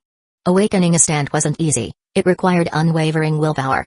Once again, the Joestar family. That bloodline was cheating. Those people were monsters. Seriously, have you ever seen an entire family where everyone was a stand user? It was absurd. Every single direct blood relative had a stand. That family was just straight up unnatural. After explaining everything, Joey left it up to his younger siblings. Whether they succeeded or not was their problem now. With his brothers and sisters settling down, Joey returned to his reading and sword practice. The two ships sailed rapidly towards the next destination. This time, the third objective of their journey awaited them. The Three-Eye Tribe. The Snake-Neck Tribe. Both were easily dealt with. And next. The third target, the Shining Fruit, Light Fruit. They had already heard about this devil fruit, but its exact location had remained uncertain. Now that they had received solid information, Joey and Katakuri regrouped. Because opposite the devil fruit stood a formidable opponent. To claim the fruit, they would have to face this adversary. As they sailed, their speed increased significantly. After just 2 days, they were approaching the island. Clap. Compote quickly walked up to Joey and said, "Big brother. We're almost there." Putting down his book, Joey looked up and smiled. "Compote, how do you feel?" Sigh. With a helpless sigh, Compote shook her head. "Big brother. I don't feel anything special, but Daifuku seems to sense something. However, he can't explain it properly, just that he's trying to grasp it." Understanding the situation, Joey nodded. That's not unusual. After all, stand abilities are unique and take time to develop. Don't worry. Eventually, everyone will awaken their stand. Shaking her head, Compote then said seriously, "Big brother. We're about to reach the island, and the enemy's speed matches ours. I estimate they'll arrive soon." Joey said casually, "Looks like we'll have to fight again." Compote replied, "It seems so. A battle is inevitable." Joey sighed with mild frustration. "Honestly, I'm not that interested in fighting. But these pirates. Convincing them to hand over something willingly is always a hassle." Hearing her brother's complaint, Compote simply shook her head. "Big brother, let's be real. That's impossible. Pirates are insane. Either you kill them, or they kill you. No pirate would just hand over a treasure." Joey nodded calmly. That was indeed the nature of pirates. If they simply gave everything away, would they even be pirates anymore? That would just make them pushovers. If they were that kind of people, they wouldn't have become pirates in the first place. Thinking for a moment, Joey asked, "How's Katakuri doing?" Compote answered, "Katakuri is steadily improving his control over his stand. However, he still hasn't fully grasped its abilities. According to him, he has a vague idea, but every time he tries to confirm it, he gets confused." "Hey." Joey chuckled. "That's normal. Stand abilities aren't something you can fully understand overnight." Shaking his head in amusement, Joey continued, "Stands may seem simple on the surface, but when you truly possess one, you realize just how unique they are. Controlling them isn't easy." Katakuri's invincible death was a stand with immense growth potential. It was obvious. A stand like that would be even harder to master. Compote sighed. "Nothing we can do about it. That's just Katakuri's nature. He always thinks he can push himself further." Joey thought for a moment and said, "That's not a bad thing. Katakuri isn't wrong to push himself, but he needs to be mindful of his physical and mental limits. Pushing too far could lead to a breakdown." Compote nodded. "Don't worry, big brother. The training of Lady Skathak always pushes us to the limit, but never to the point of breaking." Good. Joey fully trusted the training methods. To be precise, Skathak was an incredible teacher who had trained numerous heroes, leaving a lasting impact on the entire Celtic mythology. She was a perfect mentor. Her training plans were astonishingly precise. Every session pushed them to their limits, without ever crossing into collapse. That was the brilliance of her training regimen. Oh, right. Compote suddenly recalled something. She smacked her forehead and said, "Big brother. Neptune wants to arrange a political marriage with you." "A marriage?" Joey was momentarily stunned before blurting out, "But he doesn't have a daughter yet, does he?" "What, Is he offering me his wife? Compote gave Joey a weird look, surprised by her brother's unexpected remark. Smack. Joey playfully knocked her on the head and laughed. What nonsense are you thinking? I'm not into that. Just tell me what's going on. He rubbing her head with a mischievous grin, Compote said, Neptune plans to have his future daughter marry you. Even though she hasn't been born yet, he said he'll try hard to have one. Joey nodded in understanding. I see. That's fine. I have no objections to this arrangement. Princess Shirahoshi, huh? There was no reason to refuse, not just because she was a beauty. But more importantly, by marrying into the royal family of Ryugu Kingdom, he could secure their loyalty. A political marriage would solidify their alliance. It was the perfect solution. He'd gain a beautiful wife and a kingdom. Why would he say no? Chapter 100, The Whitebeard Pirates Splash. What the hell is that? Pirates. Is it the Big Mom Pirates? Run for your lives. Panic erupted as frantic screams filled the air. People scattered, scrambling to hide wherever they could. Fear gripped them as they peeked at the unfolding scene, their bodies trembling. It was terrifying, absolutely horrifying. After all, this was the Big Mom Pirates. Forget how powerful Linlin was. Charlotte Katakuri, this man once fought off an entire army on Fishman Island, slaying tens of thousands of pirates. Just thinking about it sent shivers down their spines. It was no exaggeration to say that among the remnants of the Rocks Pirates, the Big Mom Pirates, the Flying Pirates, the Whitebeard Pirates, the Three-Body Pirates are the alliance of John, Silver Axe, and Wang Zi. All of these crews emerged after the collapse of the infamous Rocks Pirates. Yet, without a doubt, the most formidable among them was the Big Mom Pirates. There was simply no comparison. While others were still trying to establish themselves, Linlin had already paved a new path alongside her children. They were on an entirely different level. Splash, boom. A ship slowly docked at the shore. Joey issued an order, spread the word, our mission is to search for devil fruits. Do not harm the civilians. Understood, boss. Got it. Everyone nodded in agreement. If the Big Mom Pirates had come alone, they could do whatever they pleased. But now? Not an option. The Charlotte family was present. They couldn't afford to tarnish their name with unnecessary bloodshed. That would be a disaster. Hashi and Defili led their squads, beginning the search for devil fruits, but only searching. Moreover, Joey had given clear instructions, if a devil fruit was found in someone's possession, they would offer to buy it for 1 billion Baileys. To put that into perspective, on the black market, a single devil fruit was already worth that much.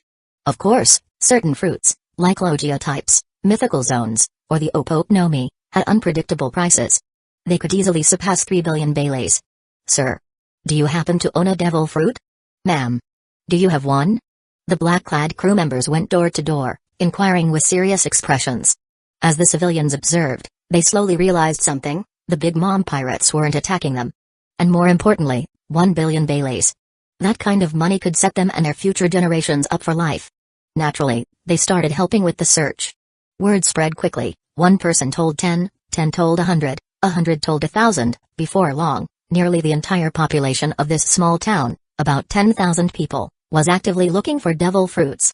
So that's how it works. Cornstarch nodded, her cute little head bobbing. This is what Big Brother meant by the power of ordinary people. They don't understand much, but they make perfect tools. A little favor or reward is all it takes to get them to obey. Moscato agreed, but sis, these outsiders are just tools. Our people in Tato land are different. Big Brother said it himself, only our citizens are truly ours. Clearly, these two young siblings were beginning to grasp Joey's methods for manipulating the masses. Their older brothers and sisters watched them, a bit concerned. They wanted to correct them, but, the problem was, no one here was particularly skilled in diplomacy. They were all brutes and warriors. Joey walked up behind the two little ones, speaking gently, you've misunderstood something. In this world, apart from family, everyone is a tool. But just like swords are ranked into supreme grade, great grade, and skillful grade, you wouldn't use a supreme grade sword to cut a watermelon, would you? Huh? The two kids looked confused. Joey elaborated, that's why different situations call for different tools. You must learn to use them wisely. Solving problems with brute force is the lowest form of resolution. Of course, absolute power is an exception.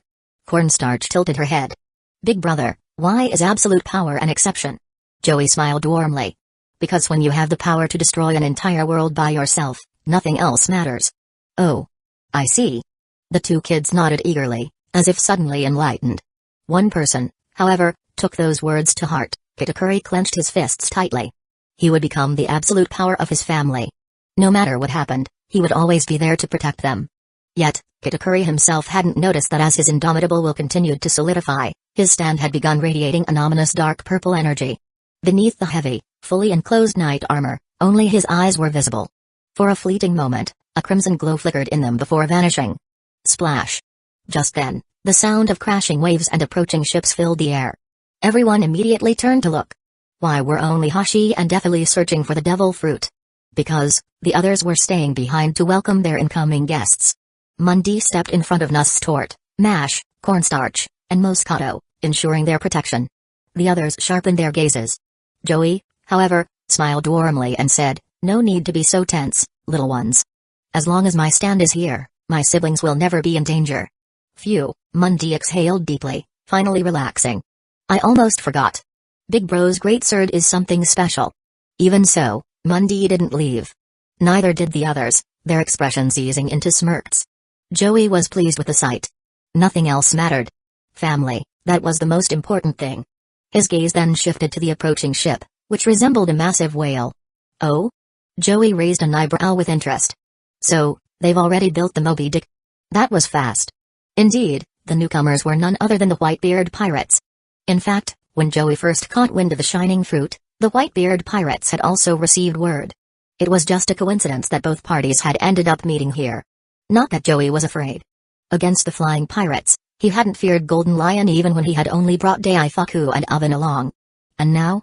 Against the Whitebeard pirates, he wasn't afraid either. Linlin, Kitakuri, Compote, Cracker, Daifuku, Oven, all top-tier fighters of the Charlotte family were present, except for the 5 generals, Prospero, Amand, and a few others. Who should fear whom? If a real fight broke out, Joey wouldn't hesitate to scrap whatever plans he had for the Whitebeard pirates. He'd just wipe them out right here and now. Plans could always be adjusted. But his siblings must never suffer. Gorura, Edward Newgate burst into hearty laughter upon seeing the situation on shore. A smirk tugged at his lips. Well, I didn't expect to run into you lot here. Pops. The members of the Whitebeard pirates gathered, their gazes sharp and focused. Clearly, Marco, Jazu, Thatch, Vista, and the others had already joined the Whitebeard pirates within the past year. And, although Marco and Jazu were still relatively inexperienced, the others were far from weak.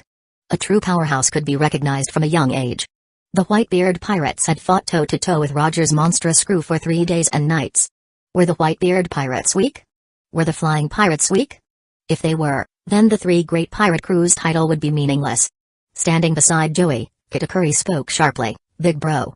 The enemy's ships were built in advance. Whitebeard used the wealth he took from the Rocks pirates when they split up." Sigh. Joey shook his head. What a shame.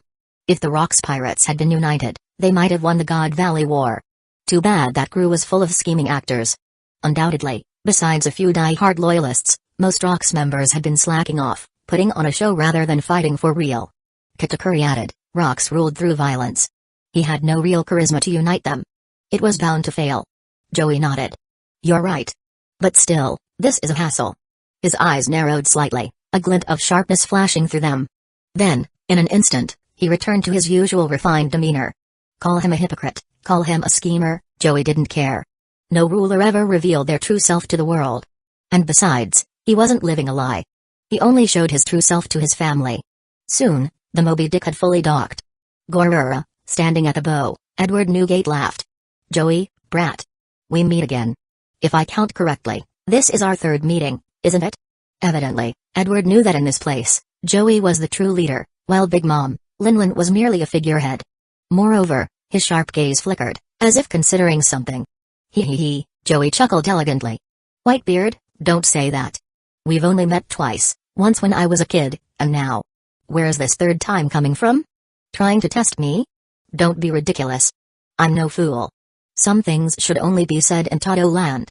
Otherwise, walls have ears. Did he really think Charlotte Joey was just some clueless kid? Inwardly Joey was sneering at Whitebeard. Gorura, Edward laughed again. Twice it is.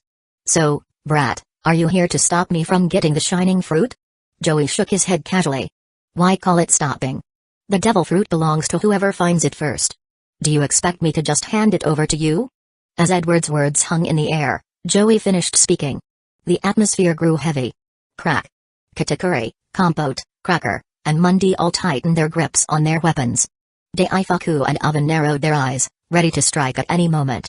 There weren't many of them, but their strength was undeniable. Likewise, the Whitebeard pirates radiated an intense aura. Their eyes gleamed with killing intent. Clearly, they had no intention of holding back. If a fight broke out, it would be all-out war. Humphrey. Edward smirked.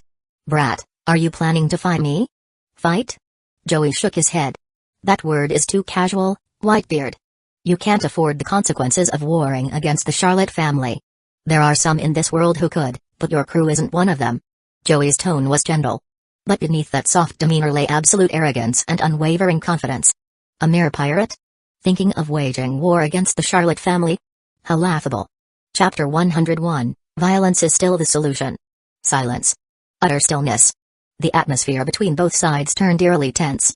Standing with his hands behind his back, Joey looked as if he were just a nobleman on vacation, a faint smile on his lips as he gazed warmly at the people in front of him.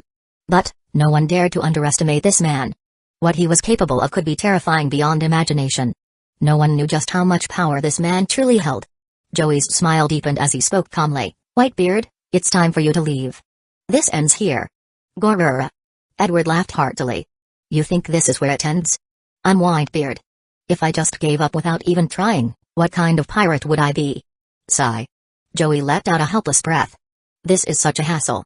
But even as he spoke, swish. Edward lunged at him like a storm, but Joey didn't even flinch. Boom. The two figures clashed. Murakamagiri. Napoleon. In an instant, a terrifying shockwave exploded into the sky, parting the heavens themselves. Powerful energy rippled outward, spreading across the sea. Waves were sliced apart as the two unleashed their full strength. Still, despite their might, neither had reached their peak yet. Based on Joey's calculations, Linlin's peak power was likely around Silver Rank 5. Edward or Roger, these monsters at their prime were likely around Silver Rank 6. But over time, due to various factors, their strength had stabilized at Silver Rank 5. Still, at this moment, the sheer intensity of their battle was enough to shake the entire battlefield. Crackle. The fight had begun in full force. Naginata Raise Etsu. Cognac. Swish. With a flick of their wrists, they unleashed overwhelming power. The force of their attacks was enough to shake the world, tear the sea apart, even obliterate entire islands. Yet, in their hands, such destructive power felt natural. The clash of blades continued at a blistering pace. Gorrura. Edward laughed excitedly. Crazy woman. I'm not interested in you.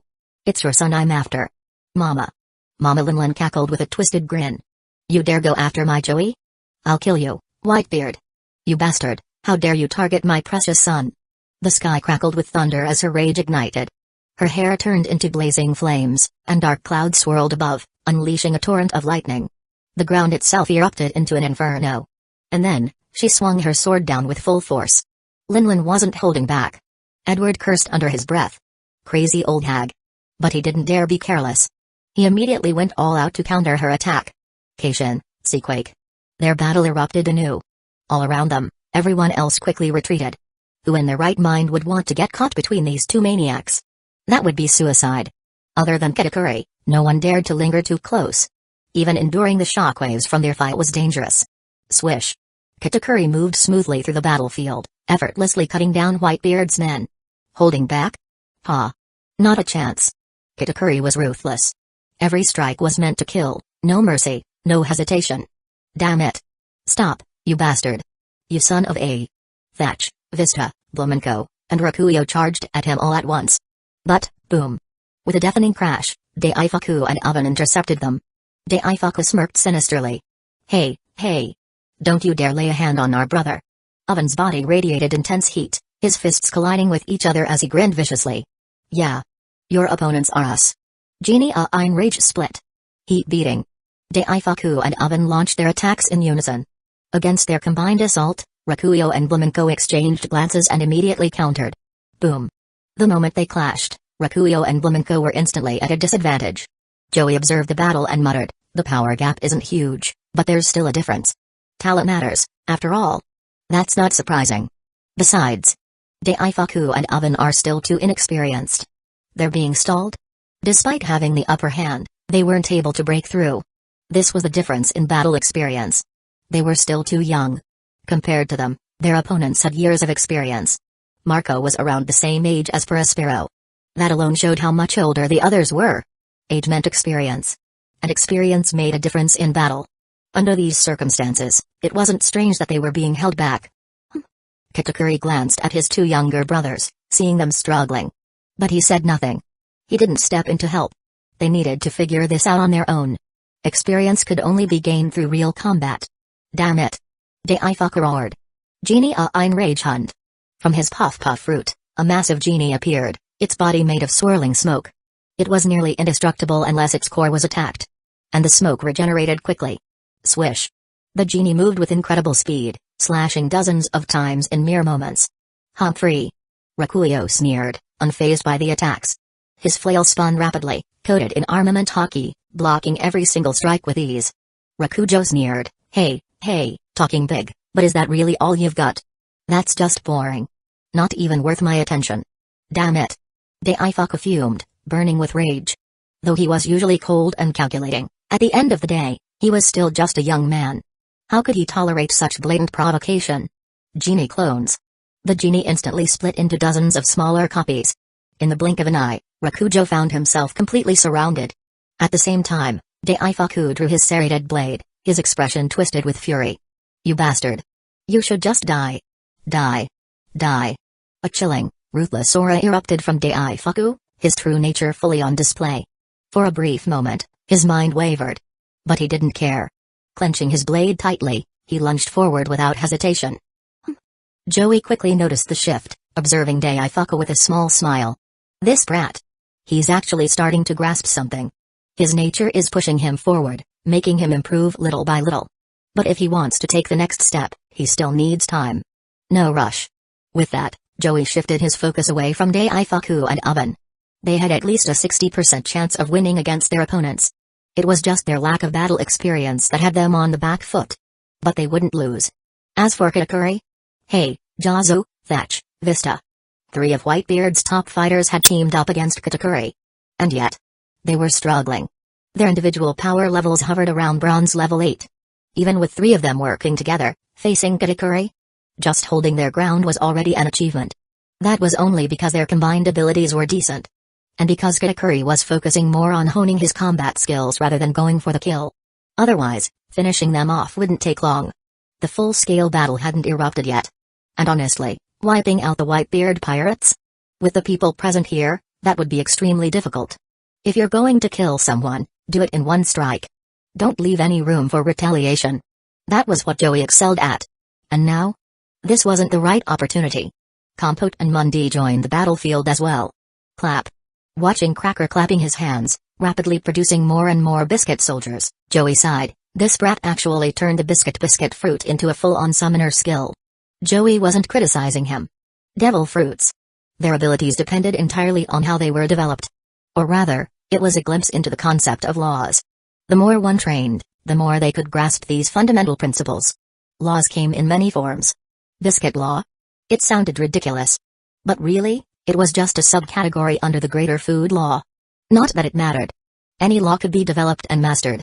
Sure, it might not be as overwhelming as time or space. But with enough effort, it could still reach incredible heights. There were no weak laws, only weak users. Just like devil fruits. Damn it. So many biscuit soldiers. Cracker is such a pain. The Whitebeard pirates were growing increasingly frustrated. They had the numbers advantage, boasting nearly 200 to 300 fighters. Meanwhile, the Big Mom pirates had most of their elite members deployed elsewhere, searching for devil fruits. Yet, Cracker alone had completely flipped the battlefield. With an army of biscuit soldiers, he had single-handedly neutralized their numerical advantage. And even worse, as time passed, the number of biscuit soldiers only continued to grow. Now then. Hee. Cracker grinned cruelly. If you can't dodge this, crouching slightly, his eyes gleamed with a sinister light. Pretzel biscuit soldiers. At his command, hundreds of biscuit soldiers simultaneously created swords. A spiral of sword energy exploded outward. Holy shit. Is he serious? That guy is terrifying. For a moment, everyone was stunned. Cracker's sheer combat ability was beyond shocking. The Big Mom pirates only had 6 major fighters: Katakuri, Daifuku, Oven, Compote, Mundi, and Cracker. The Whitebeard pirates, on the other hand, had nearly 20 powerhouse combatants. Each one ranged from bronze level 5 to bronze level 8. As terrifying as Cracker's attack was, it didn't do as much damage as expected. Their strong fighters combined their efforts to block the assault. Joey murmured in thought, no wonder Whitebeard and Golden Lion were so powerful. In such a short time, they've gathered an incredible number of strong fighters. The strength they showed in the original story was just a fraction of their true power. These guys are seriously strong. Scanning the battlefield, some of these fighters had never appeared in the original story. Others were future captains under the Whitebeard pirates. Some would eventually leave Whitebeard's crew to build their own crews.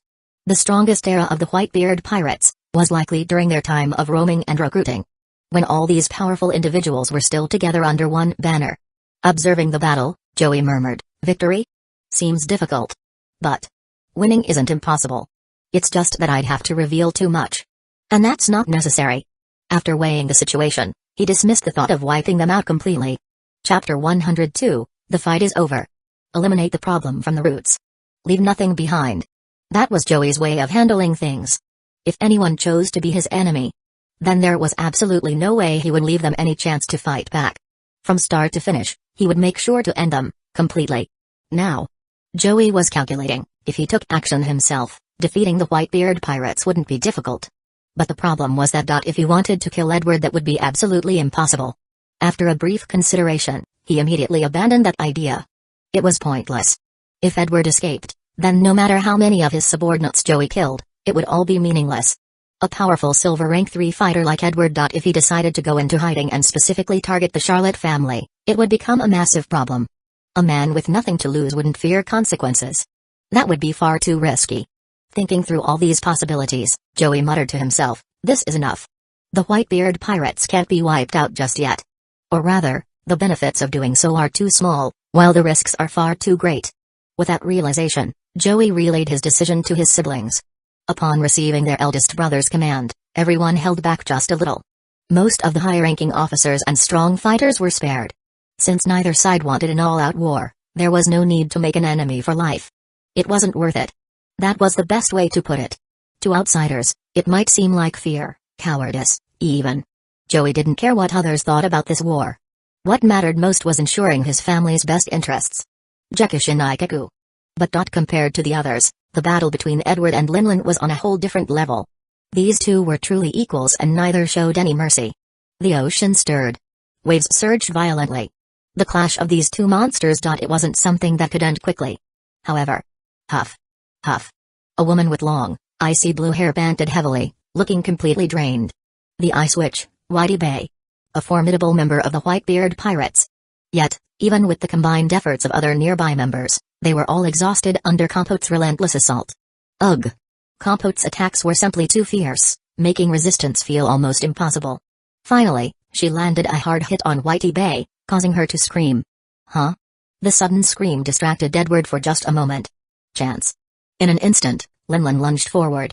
Her fist clenched as armament hockey surged around it. Her punch landed directly on Edward's face. Ugh! Blood dripped from the corner of his mouth. But seizing this opportunity, Edward quickly retreated. At that moment, Edward noticed a group of pirates sneaking up, ready to ambush Joey. Without hesitation, he roared, "You little brats! Stop right there!" For a moment, the 10 or so pirates froze in place, unsure whether to advance or retreat. Hey! Joey looked at them with a smirk. If I were you, I'd listen to Whitebeard. Do you really think you can threaten me? They were standing just 3 meters from the line of death. Unknown to them, a great sword was already waiting in silence. Sadly, the stand couldn't unleash flying slashes.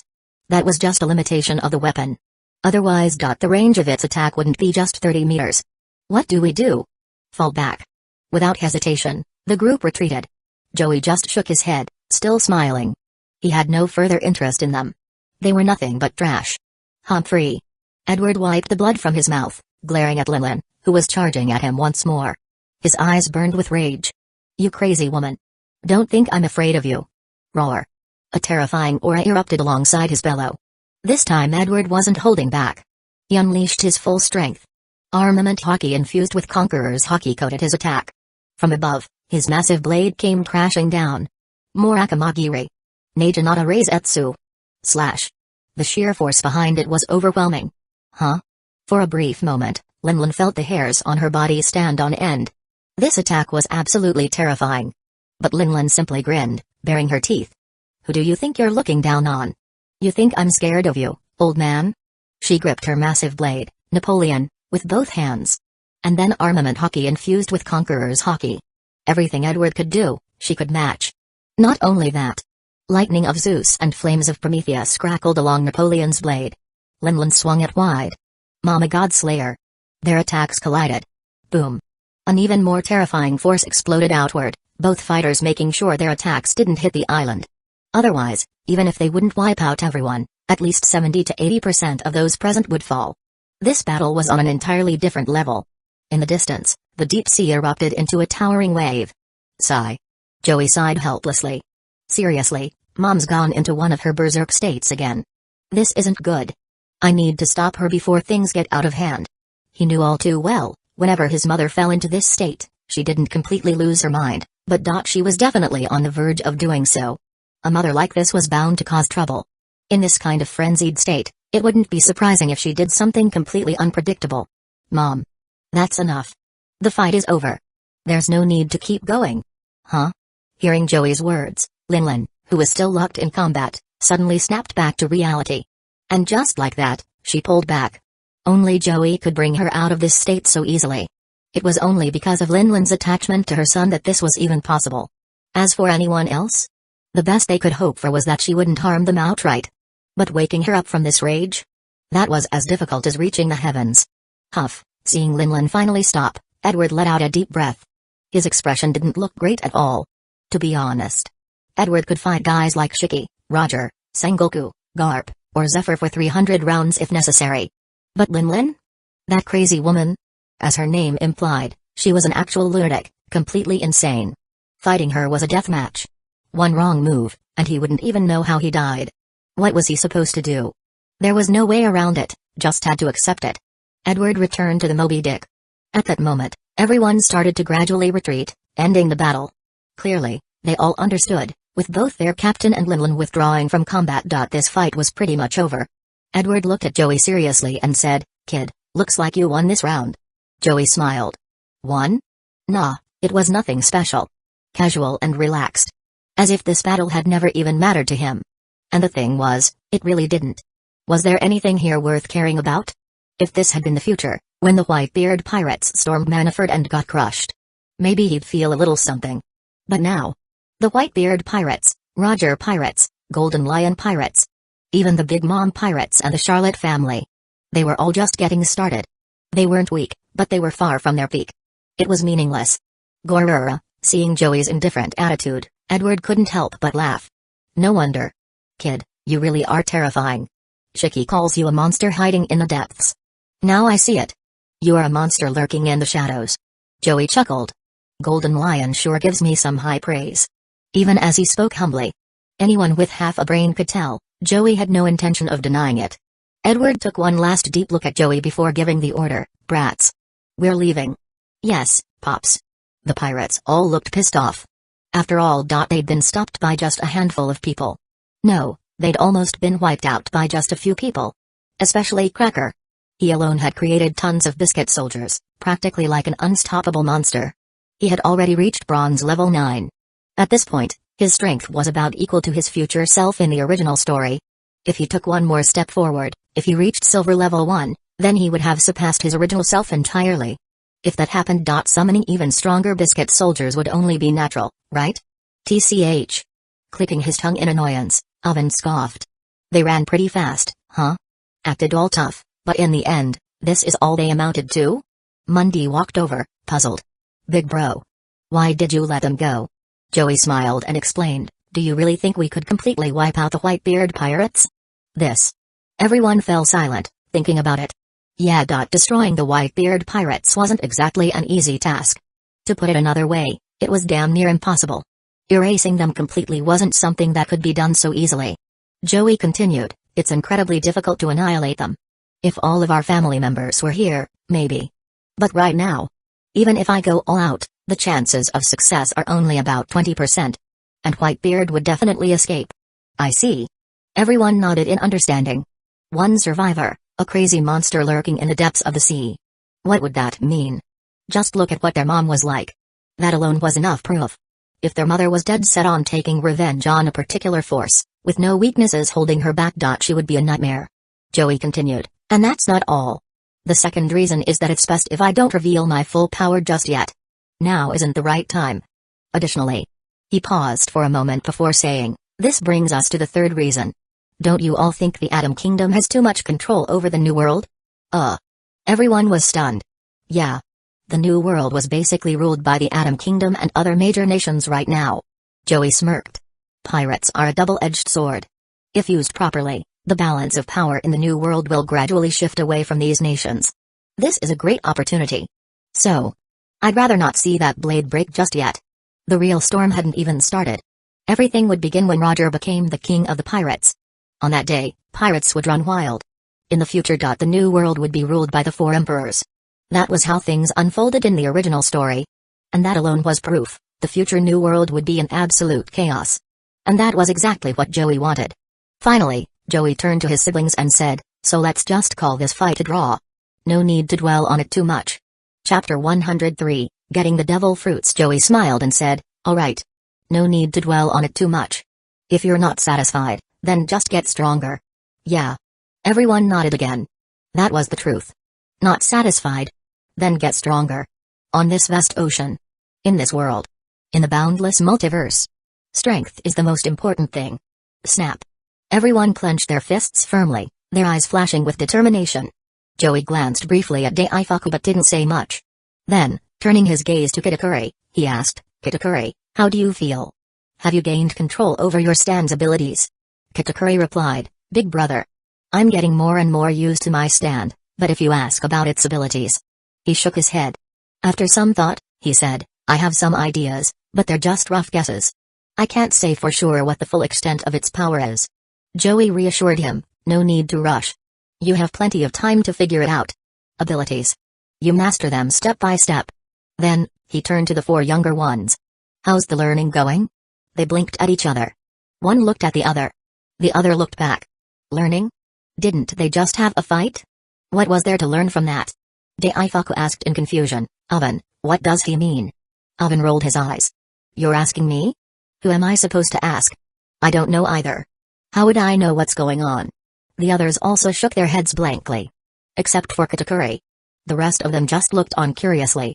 After all, aside from Kitakuri being both intelligent and courageous. The others. Well, Joey figured there was no changing them. They were the type to charge forward without thinking, believing brute strength could solve everything. But that wasn't necessarily a bad thing. Their family already had enough smart people. When it came to Joey's question, Nustort answered outright, I don't know anything. I don't understand. I don't get it. Don't ask me. His expression was one of pure cluelessness, and he seemed oddly proud of it. Ha ha ha ha.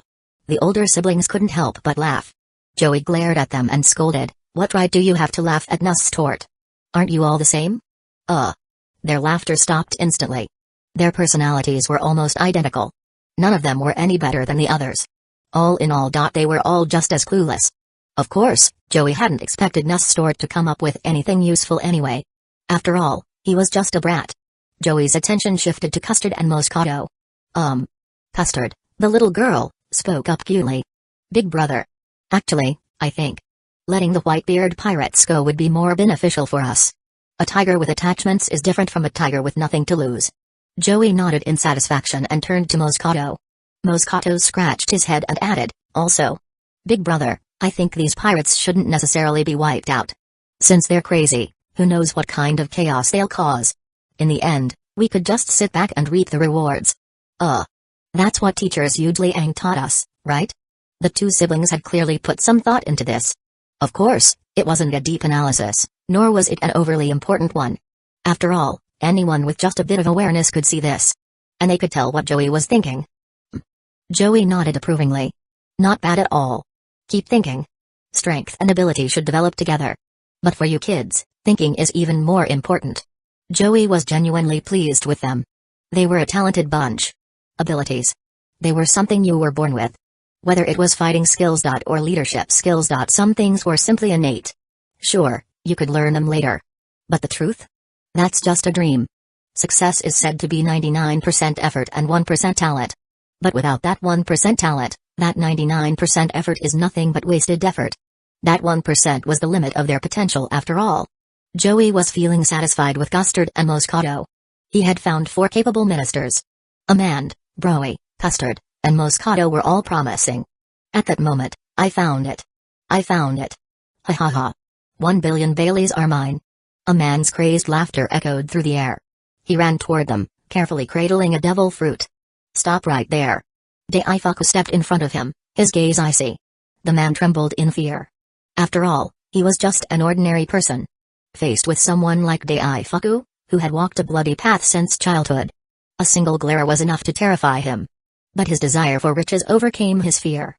Sir. Sir. I found the devil fruit. I found it. Clearly, his hunger for wealth had numbed his terror. Daifuku glanced at the fruit and said, hand it over. Let me see. Why yes. The man carefully handed over the fruit. Daifuku examined it and said, Big brother, this isn't the shining fruit. It's the pocket fruit that we also were looking for. Oh?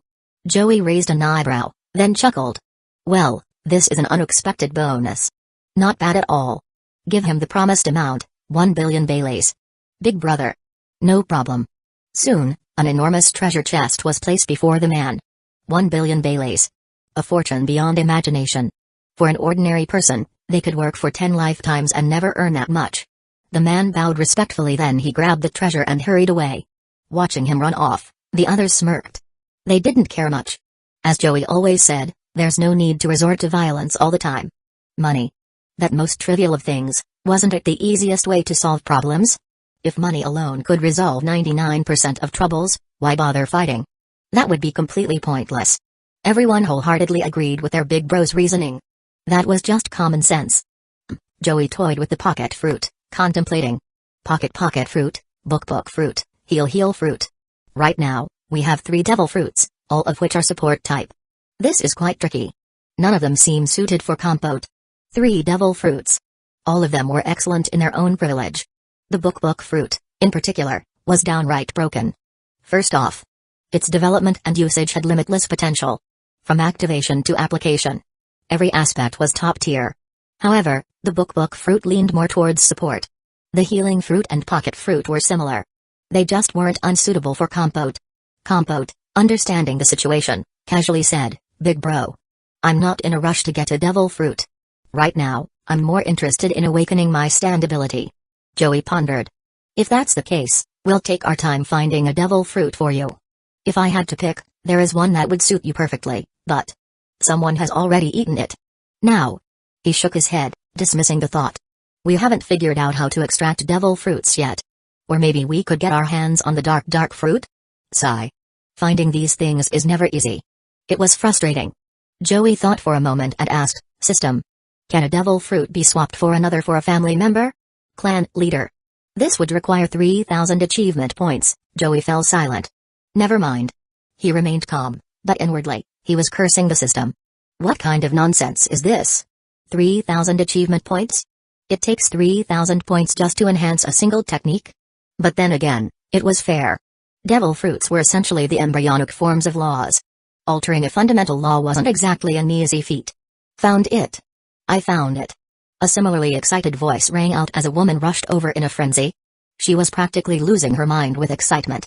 Clutching a devil fruit tightly in her hands. She was trembling with joy. Joey narrowed his eyes and said, This time, there's no mistake. It's definitely the shining fruit. Call everyone back. We've got the devil fruit. No need to keep searching. Understood. Big bro. Mundi immediately left to handle it. Before long, Mundi returned with the shining fruit in hand. The person who had brought it was also sent off with the reward. Hashi and Defali also returned. The 2 girls awkwardly scratched their heads. Hashi apologized. Big bro. Sorry about that. We didn't find a single devil fruit. We wasted 2 billion Baileys. Joey simply laughed.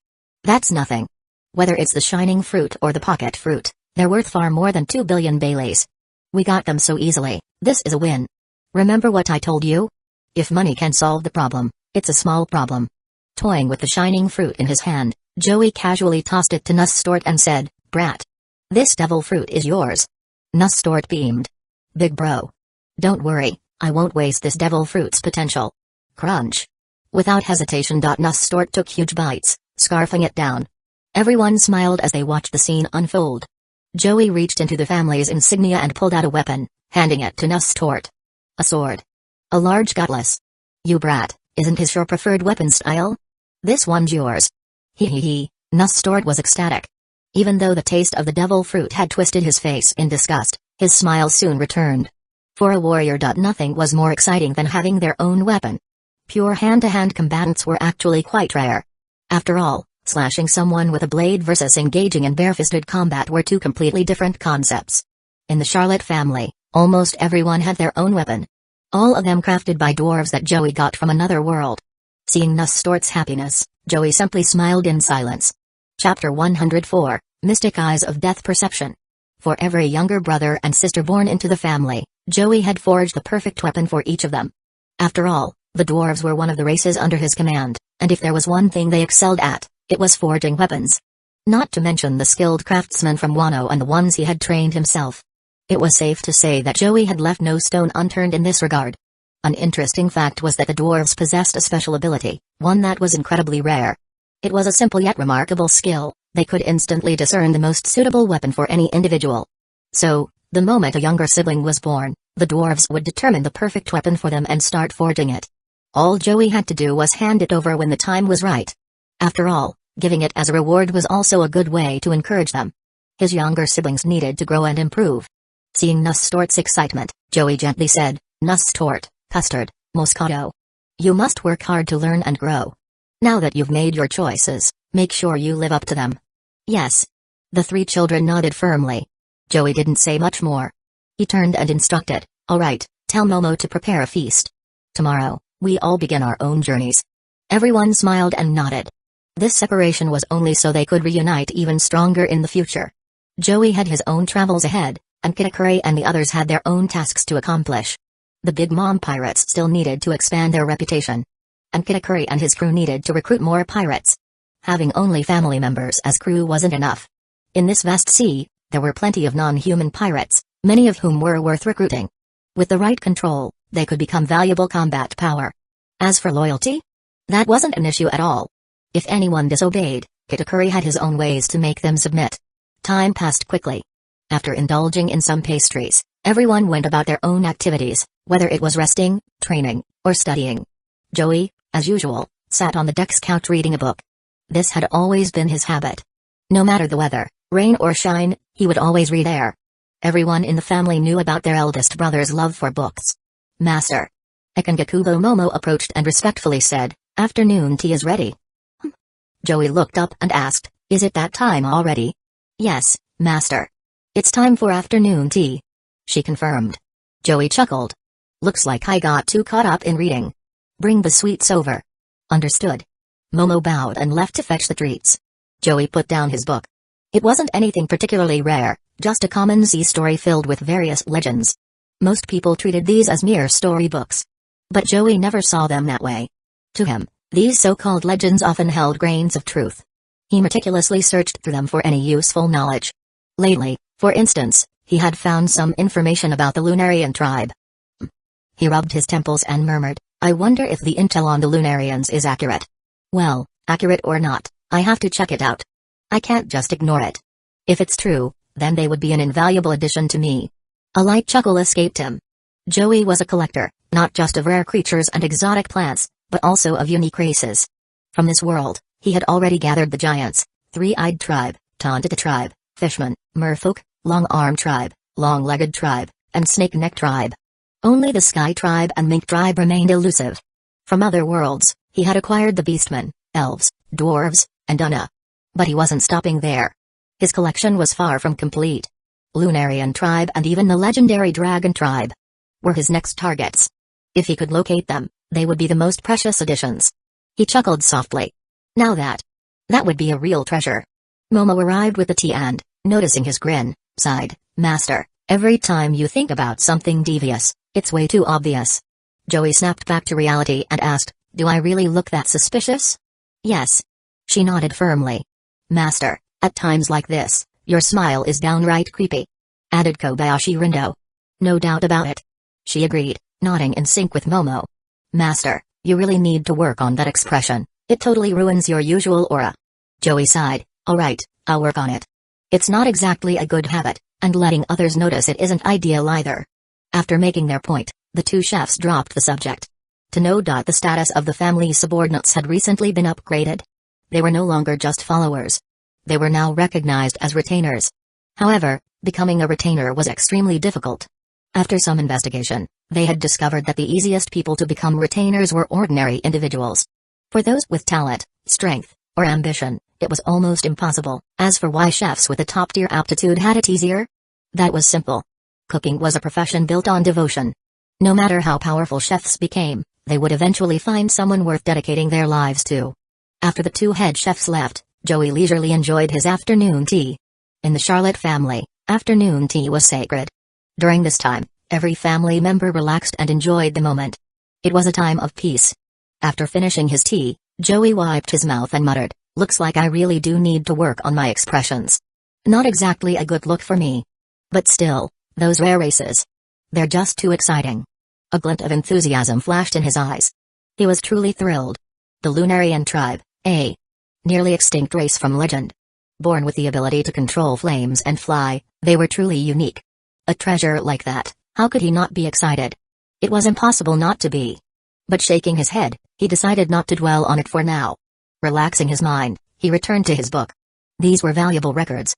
Flipping through the pages, he searched for any potential clues. Time passed quickly. Especially when engrossed in something so important. Before he knew it, the sky had darkened completely. Joey looked up and saw Kitakuri beside him, lighting a lantern. He gave his younger brother a warm look and asked, "Kitakuri, what's on your mind?" Hanging the lantern in place, Kitakuri sat down and softly said, "Big brother. There's something I've been meaning to talk about, but I don't know how to say it." Joey took a sip of his still warm tea and said, "Go ahead. As your big brother, it's my job to help you through your doubts, isn't it?" Kitakuri fell silent. Joey didn't rush him, simply watching with a gentle smile. Clearly, Kitakuri was struggling with something internally. After a long pause, Kitakuri finally spoke. "Big bro. I'm here." Joey reassured him. "Didn't I tell you?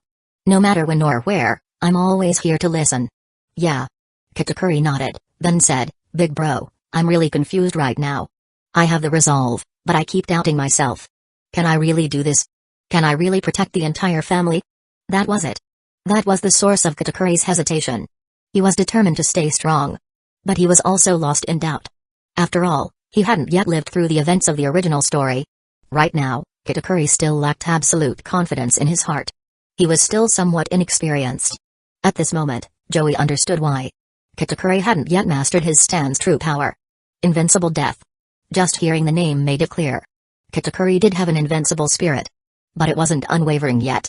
There was still a small crack in his resolve, and with a flaw like that, he couldn't unleash the full potential of his stand. Joey chuckled softly at Kitakuri's troubled expression. "Kitakuri, I think you've hit a dead end." "Big bro?" Kitakuri looked even more confused. Joey gave him a gentle smile. "What's your name?" "Charlotte Kitakuri." Joey nodded. "That alone is enough. Remember your name. You are my brother, Charlotte, Joey's younger brother. Isn't it natural for you to be invincible? In this world, you were always meant to be unbeatable. The only reason someone might surpass you now is because they've lived 3 or 5 years longer than you. But in the future, do you think you won't surpass them? Remember this." Joey stood up, clapping Kitakuri on the shoulder. "Do you want to watch your younger sibling suffer?" Kitakuri responded instantly. "Of course not." Joey grinned. "Then that's all that matters. You are an invincible man. You are the unshakable pillar of this family.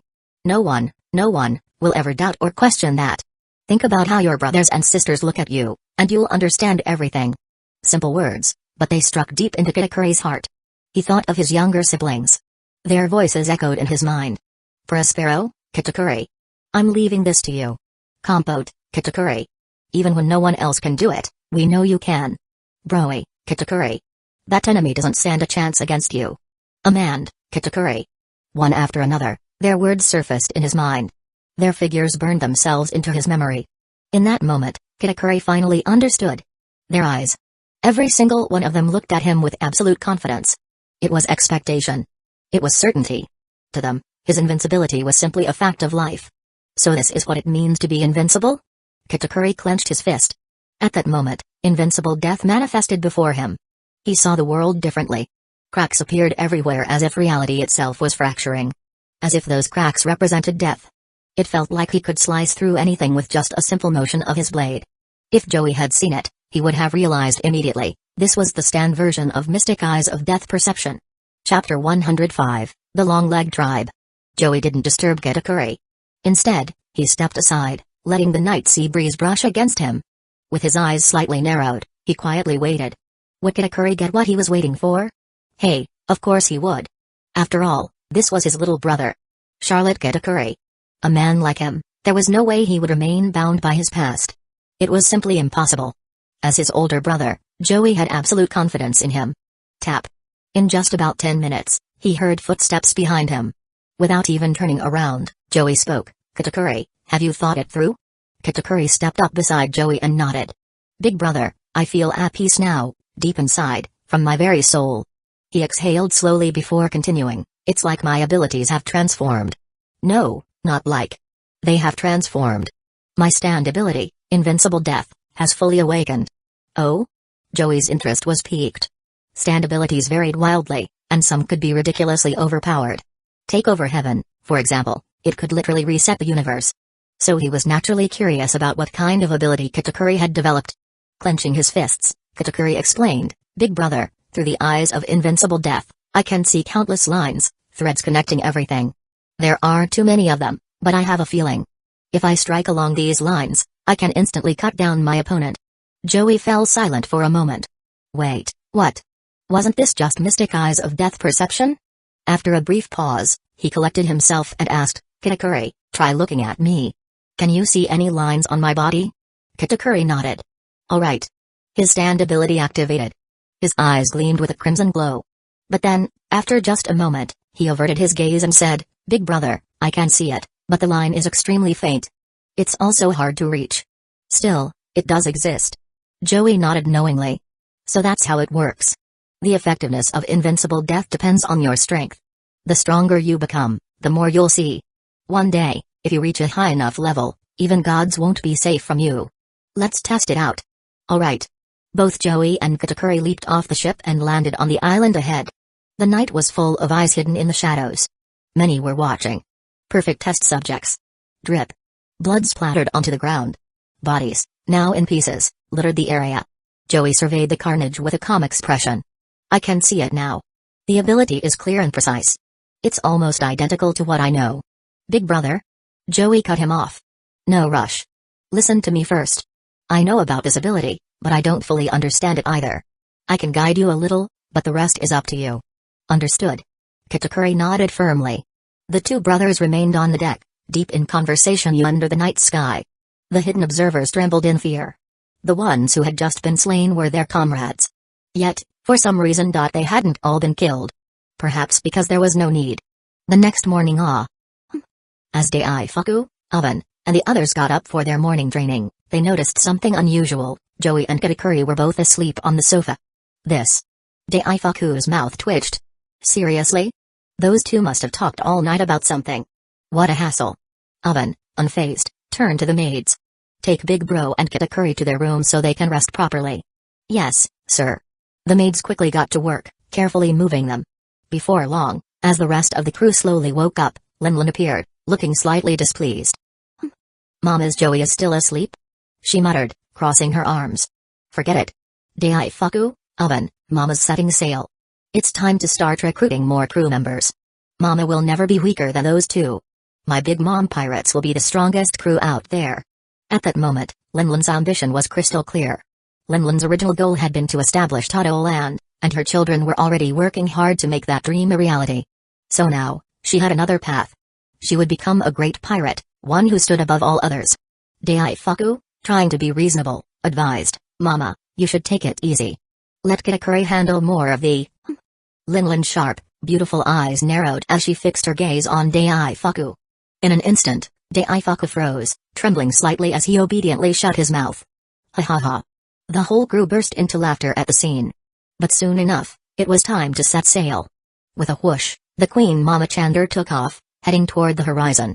Daifuku and Oven were left behind. After all, Joey was still asleep, and the other 4 on the ship were too young to make big decisions. Daifuku asked, "So, are we setting sail now?" Oven nodded decisively. "Big Bro already picked our next target.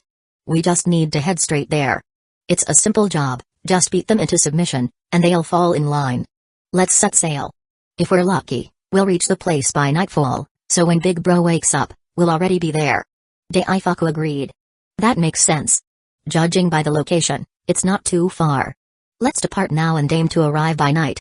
Within 3 days, we should have everything under control." And so, without hesitation, they set sail, heading toward their next conquest.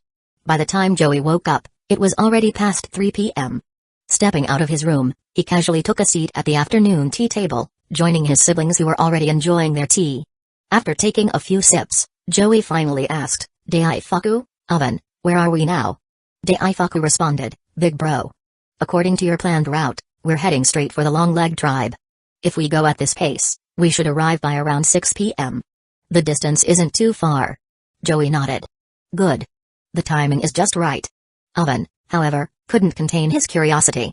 "Big Bro. What exactly were you and Kitakuri talking about last night? You two actually pulled an all-nighter?" It wasn't just him, everyone present was curious about it. Joey shrugged casually. Kitakuri finally unlocked his stand ability. "I just gave him a bit of guidance. Eventually, we both got exhausted and crashed on the spot." "Oh, I see. That makes sense." Everyone nodded in understanding. Daifuku, who had been quietly listening, smiled thoughtfully. "That's Kitakuri for you."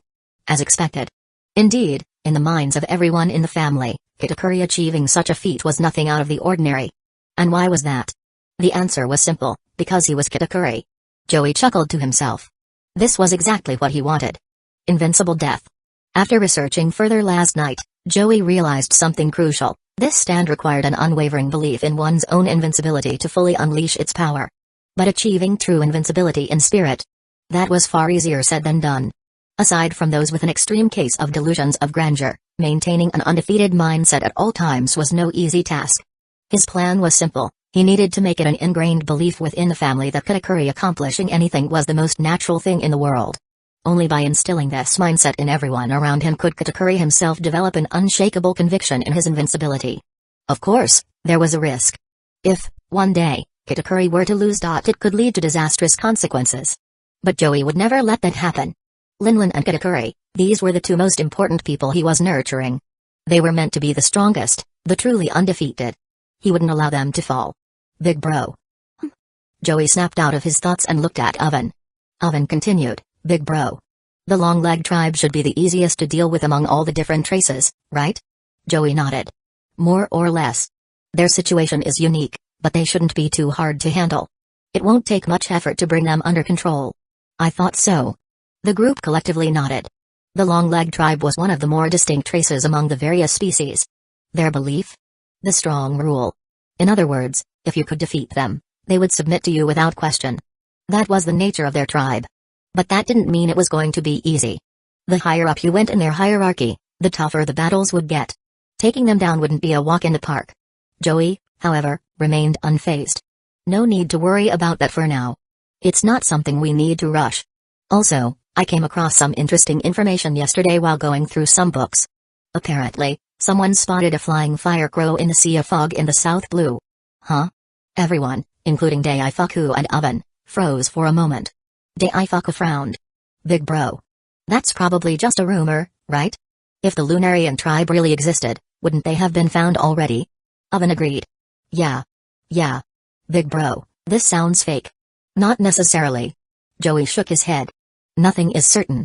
Think about it, after all these years, there has never been any solid information about the Sea of Fog. If my guess is correct, there is something unusual about that place. Whether or not the Lunarian tribe is actually there remains to be seen."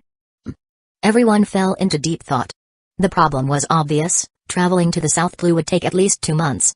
That was far too long. Joey was well aware of the difficulty.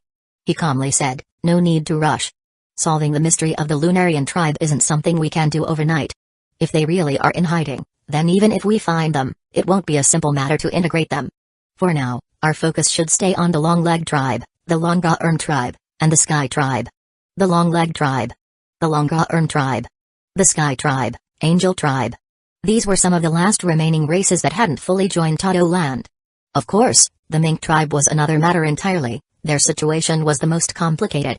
So the main objective of this journey was clear: to bring the three-eyed tribe, the snake-neck tribe, the long-leg tribe, the Longa-Urn tribe, and the Sky tribe into Todo Land. It was a massive undertaking. But Joey had made thorough preparations before setting sail. Otherwise, rushing out recklessly would be the real problem. With a calm smile, Joey fell into thought once more. But no one knew exactly what he was thinking. Daifuku voiced his concerns. Big bro. The long-leg tribe is manageable, and the Sky tribe can be reasoned with. But the Longa-Urn tribe. Their situation is way more complicated. Dealing with them is going to be an absolute nightmare. He wasn't wrong. The Longa-Urn tribe was the biggest problem. To put it bluntly, the entire tribe had issues. Solving their situation? It would be a massive challenge. Joey, however, simply smiled. No need to worry. I've already prepared everything. His smile was warm, but behind it lay absolute confidence. Chapter 106, The Mixed Martial Arts Club Alliance. It was just past 6 o'clock. At this time of day, the sun should still be up. But unfortunately this was the Grand Line. A place where the weather was unpredictable and extreme. Sometimes, while one part of the sea basked in daylight, another was already shrouded in darkness. And in the New World, or the most chaotic and lawless region of the Calm Belt, things were even more unpredictable. Splash, a ship slowly sailed forward.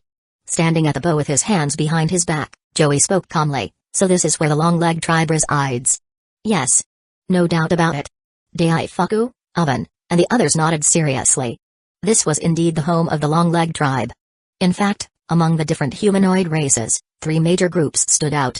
First, the Fishmen, numbering an astounding 5 million. Second, the Longa-Urn tribe, and the third, the long-leg tribe, each with a population of around 2 million. Aside from these, even the hidden sky people and the mighty giants only had populations numbering in the hundreds of thousands. They didn't even come close to being considered major races. Leaving aside the Fishmen and Longa-Urn tribe, the long-leg tribe was unique. There weren't many long-leg slaves. And the reason was simple: the long-leg tribe valued strength above all. Ha. Hup. Ha. Hup. The moment they entered these special waters, Joey and his crew were greeted by the rhythmic sounds of intense training echoing in the air. Hey. Joey chuckled. We just got here, and we're already hearing the sounds of training.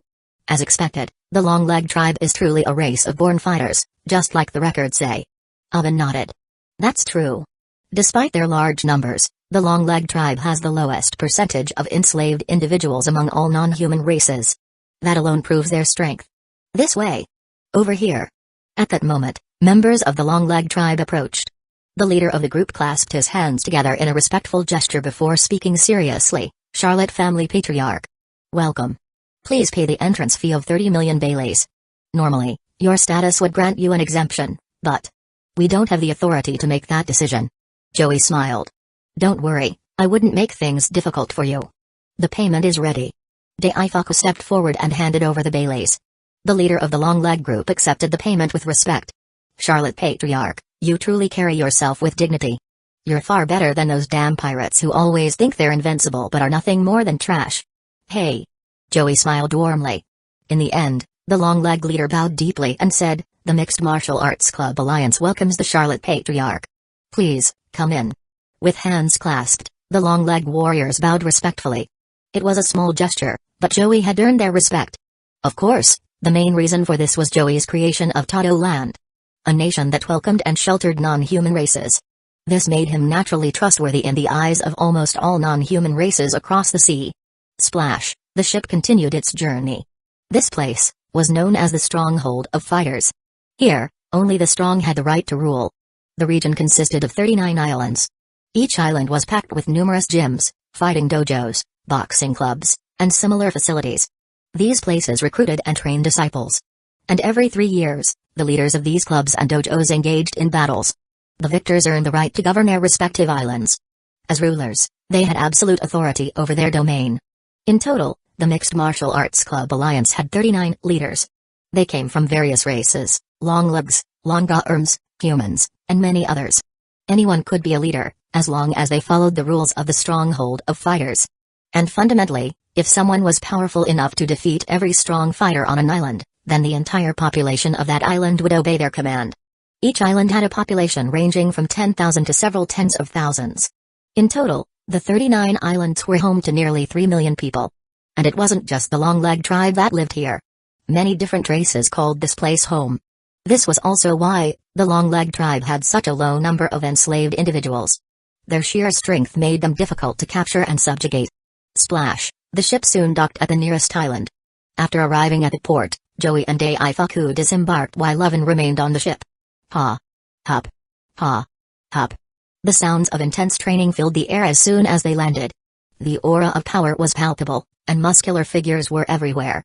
Joey and Daifuku observed the buildings on the island, gyms, martial arts clubs, boxing arenas. Everything one could imagine for combat training was present. There were also plenty of fresh young fighters eager to prove themselves. However, as Joey scanned the island with his observation hockey, he noticed that the back half of the island was different. There, families lived, elderly people, women, and children. But even in this normal part of the island, almost everyone trained, regardless of age or gender. Even the dogs were trained into muscle-bound beasts. Daifuku couldn't help but comment, so this is the stronghold of fighters? These people are crazy. Clearly, he was struggling to understand why these people train so intensely every single day. Haha. Joey chuckled. You'd be surprised. Training and fitness can be addictive. But enough of that, let's explore the island and see how things are run here. Got it, big bro? As they walked through the streets, they noticed that the locals were quite friendly toward outsiders. However, there was one thing they had to be careful about, mentioning fights. These people were battle maniacs. If you challenged someone, you had to be ready to fight immediately. If you lost, you'd be looked down upon. If you won, your opponent would follow your orders. And if you defeated a dojo or club, everyone under its banner, including their families, would be yours to command. It was a matter of pride for these fighters. By the time Joey and Daifuku returned to the ship, it was already midnight. Oven immediately approached them. Big bro. What do you think about this place? Both of them were silent for a moment. Then, Daifuku stiffly replied, Oven, I think these long-legged tribe people are mentally unstable. No, scratch that. They have no brains. They run on pure muscle. As long as you defeat someone, they'll follow you. Joey shook his head. That's not entirely correct. They will also challenge you again. If they win, you have to obey them. The group fell into silence. Joey suddenly turned to Oven. Oven, I remember you're quite skilled in martial arts, right? Oven stiffened. Big bro. You're not thinking of sending me in, are you?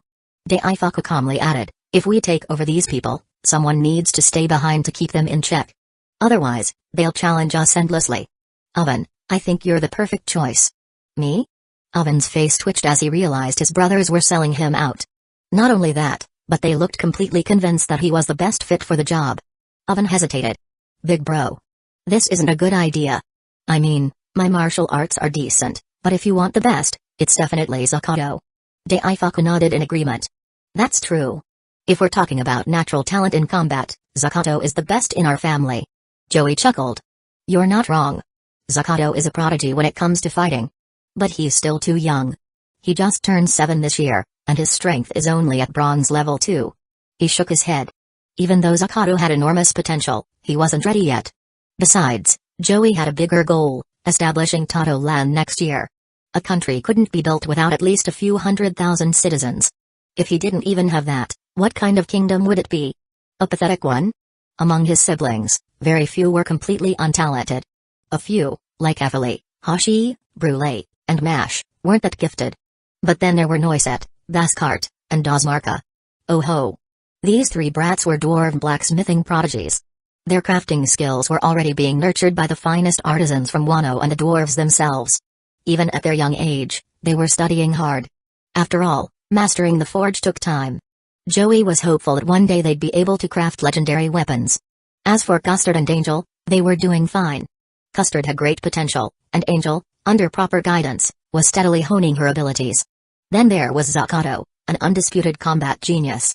In terms of pure fighting technique, he had no equal among the siblings. Even his mentor, Skathak, who had trained countless warriors and mages, once said, in terms of pure combat technique, Zakato might reach an unbelievable level. For someone of that caliber to say this, Zakato's potential was undeniable. Of course, no one in the Charlotte family was truly untalented. Some just hadn't found their path yet. Oven sighed. Big bro. So what's the plan? Joey smirked and looked at both Daifuku and Oven. Are you two up for some acting? Acting? The two blinked in confusion. Joey grinned. Yeah, you two take over the island, but later on, you let Zakato defeat you. No way. Absolutely not. Both of them instantly refused. Losing to their younger brother in public? No way. Daifuku shook his head. Big bro, if you really want me to do this, I can. But. He scratched his head, clearly reluctant. Joey chuckled. Relax. It was just a suggestion. Even if everyone knew it was staged, losing on purpose to their little brother was humiliating. For now, they all fell into deep thought, considering the best way to handle the situation. In theory, sending Zakato was ideal. But he still needed time to grow stronger, and that was the real challenge. Joey murmured to himself, if I had to pick the best candidate. Chapter 107, Charlotte Zakato. 2 days later. Roar. A fierce growl echoed through the air. Opera had arrived, bringing Zakato along. Thud. The two of them landed firmly on the deck. Zakato was short, barely a meter tall, but he was clad in a black fighting uniform. Despite his small stature and compact frame, he exuded the aura of a true martial artist. Clearly, Zakato's reputation as a fighting prodigy was no joke. Big bro. Opera and Zakato walked over with wide grins. Looking at the two troublemakers, Joey chuckled. So you finally made it, you little punks. I thought you had run off somewhere. Scratching his head, Opera replied, ahaha. Big bro, you can't blame me for this one. Normally, we would have been back in a day, but the problem was, our master insisted on teaching Zakato something before letting him go. Hee hee. Zakato rubbed his chin awkwardly, looking embarrassed. Curious, Joey asked, Zakato, what did Lady Skathak teach you? Zakato scratched his head again. Big bro, master taught me a special move. According to her, this technique is something she learned from the wisdom of Dunskaith. It's supposed to be the ultimate killing move, perfect for taking down powerful enemies in one blow. Oh? Joey nodded in understanding. So that's how it is. At the same time, he opened Zakato's status panel. Charlotte Zakato, identity, 12th son of the Charlotte family, power level, bronze rank 3 potential, gold rank 1 description, a young man with exceptional talent in martial arts. If he hones his skills, he may one day reach god-slaying levels of hand-to-hand combat. While he lacks versatility, his talent is more than enough to be considered a key member of the family. After reading the system's analysis, Joey couldn't help but admit, it was spot on. More importantly, the last time Joey checked, Zakato had only been at bronze rank 2. How did he reach bronze rank 3 in such a short time? However, the difference between bronze 2 and bronze 3 wasn't particularly significant. In the grand scheme of things, it wouldn't change much. Leaning back on the couch, Joey asked, Zakato, what's your plan? Zakato's expression was serious. Big bro, with my current strength, there's no way I can take down a large number of fighting clubs in such a short time. I'm simply not strong enough. It was clear that Zakato had a strong sense of self-awareness, he knew his limits well. Joey, however, smiled. What if I gave you the power of a silver rank 1 fighter for a short time? Could you handle it then? Huh? Zakato was momentarily stunned before nodding. Big bro. That would be no problem at all. His eyes burned with confidence. When it came to martial arts, he had no fear. Hey. Joey chuckled and handed him a pill. Little guy, this is a silver pill. It temporarily boosts your strength to silver rank 1 without any side effects. However, you can only use it 10 times in your lifetime. Each dose lasts for 1 month. Taking the pill, Zakato grinned. Big bro. Leave it to me. Joey smirked. Of course, I trust you. You're my little brother, how could I not? When it came to his siblings, Joey always had absolute confidence. Big bro. Zakato raised a finger. Give me just 1 day. That's all I need to get used to my newfound strength. After that, I'll be unstoppable. Joey chuckled. Go for it. With that, Zakato swallowed the silver pill and immediately began training. Once he left, Opro turned serious. Big bro, based on what I know about the Stronghold Seas, in the Mixed Martial Arts Club Alliance, the old masters tend to step in after a certain number of victories. Joey smirked. In that case, let's make sure we don't reach the number that forces them to come out. Huh? Opera frowned. Big bro, do you know what triggers them to show up? Joey chuckled. I've told you before, money makes the world go round. And trust me, it can work wonders. 99% of things can be bought with money. Cornstarch explained, Opera, it's already confirmed news. If someone wins 100 consecutive fights across different islands, the old masters will personally step in. If they can't defeat the old masters, they'll be forced to become island managers instead of issuing commands. That way, the Mixed Martial Arts Club alliance remains stable. Opera nodded. Oh, so that's their game. Those old guys are crafty. Normal fighters don't stand a chance against them. Joey grinned. Alright, don't overthink it. Let's just focus on Zakato's performance. Speaking of which, where the hell did Daifuku go for training? No clue when he's coming back. Huh? Opera blinked. Where did Daifuku go? Joey leaned back on the couch. Daifuku has finally figured out how to awaken his stand, so he left to complete the process. I'm curious, his puff puff fruit is a pretty unique ability. I wonder what kind of stand he'll get. Oh. Everyone nodded in understanding. Of course, they all wanted to awaken their stands too. But the problem was that Joey had been completely upfront about it. He told them everything they needed to know. If they still couldn't figure it out, then there was nothing he could do. Talent wasn't something that could be forced. And stands? They were the manifestation of one's spirit and will. If you understood it, you understood it. If you didn't, tough luck. One more thing, do not compare the Joestar family to anyone else. That whole family is a walking cheat code. Watching his siblings deep in thought, Joey spoke. Think it through carefully. During this time, I'll go with Zakato. Alvin will also come with me. The rest of you, whether you want to awaken your stands or train your skills, it's up to you. Opera shook his head. Big bro, I've already taken care of the ship's defenses, but I need to head back. Lately, more and more enemies have been attacking. If I leave those four alone for too long, there might be trouble. Joey nodded. Got it. Roar. As soon as he finished speaking, Opera transformed into a dragon and soared into the sky, disappearing in an instant. Joey watched him go and murmured, Zakato, it's all up to you now. And Daifuku, you better work hard too. Hey. He chuckled to himself. Time sure flew by. Had it really been 15 years already? His siblings were growing stronger every day, showcasing incredible talent and power. Joey muttered to himself, first, I need more aptitude pills, those are crucial. Golden level talent must become standard for the family. If possible. I should get divine bones too. He pondered over his next moves. Aptitude pills. Divine bones. These were the ultimate currencies of power. The next day, after getting used to his new strength, Zakato began his challenge. Thud. As he stepped into the fighting arena, his stocky, tiger-like presence silenced the crowd. No one dared to laugh at him. After all, in just 3 days, he had already conquered 3 islands. Across those islands, he had taken down 40 dojos. In other words, at this point, Zakato commanded nearly 50,000 fighters. Everyone. Zakato slightly bowed before formally introducing himself. Charlotte Zakato. 12th son of the Charlotte family. I challenge this dojo as a free fighter. His hands clenched into fists, and his sharp gaze swept across the room. The students turned to their master, knowing full well they weren't strong enough to face Zakato. This was the free fighting dojo, and its master was a Long-Ga-Erm tribe warrior. The master stepped forward and said sharply, then I won't hold back. Please.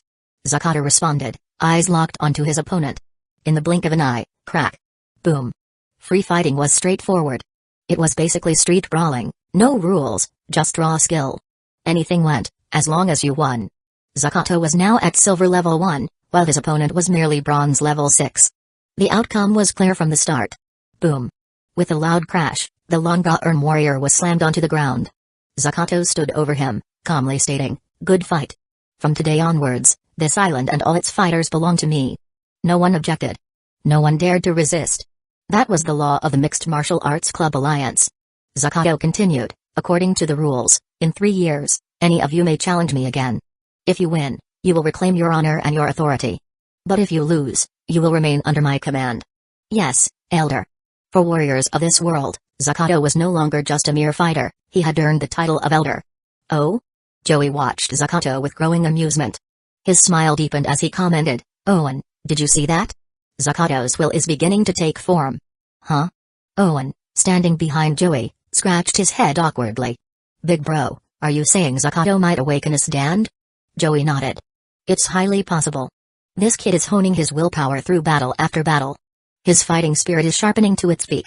If this keeps up, his stand will inevitably awaken. Haha. Joey chuckled to himself, shaking his head. This was an unexpected but welcome development. To be honest, he had been training his siblings to awaken their stands for a long time now. Stand abilities. A stand was an extremely powerful asset. It was directly linked to the user's own strength. If fully developed, it was like having two warriors fight as one. Of course. Joey's own stand was particularly overpowered. Silver Greatsword? A stand so formidable that, if perfected, it could allow Joey to fight like 47 warriors at once. And that wasn't even counting his own physical strength. It was a complete bug of an ability.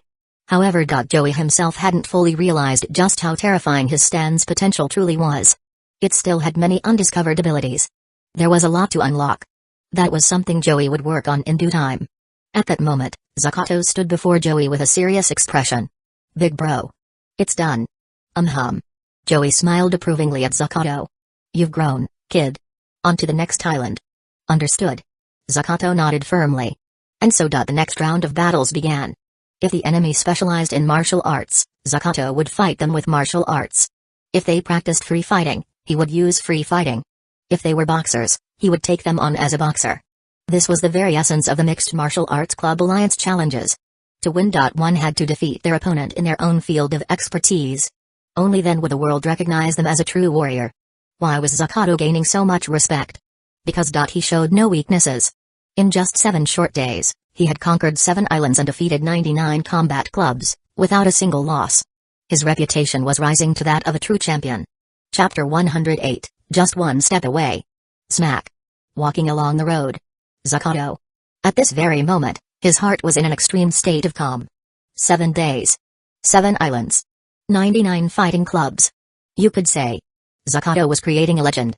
After all, to succeed in a challenge according to the Mixed Martial Arts Club Alliance's rules was no easy feat. There were all kinds of combat styles out there.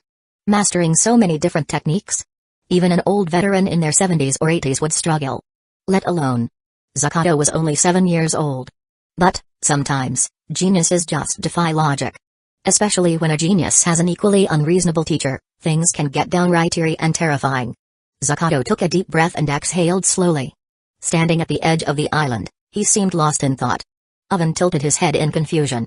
Big bro. What's Zakato planning to do? Joey explained warmly. Zakato is trying to condense his spirit after those 99 battles, to fully solidify it into a combat-driven will. But whether he succeeds or not, I'm not entirely sure. It could be extremely difficult. Or it might turn out to be surprisingly simple. To be honest, even Joey himself wasn't sure. It was only natural. The power of a stand. It was an embodiment of one's will, manifesting through life energy into a tangible force. But the real question was, how easy was it to fully condense one's willpower to the extreme? Oven scratched his head. Big bro. So we're just gonna wait? Joey smiled. Yeah, we'll just wait. No big deal. Let's go. Joey stretched lazily. Consider this a little break. Daifuku and Zakato both have their own things to deal with. Oh. Oven's face stiffened. He felt mocked somehow. Even though his big bro hadn't actually mocked him. Sigh. He muttered in frustration. Not only Daifuku, even Zakato was showing progress. That made things awkward. For others, maybe it wasn't a big deal. But for Oven, a hot-headed guy like him? This was something he just couldn't accept.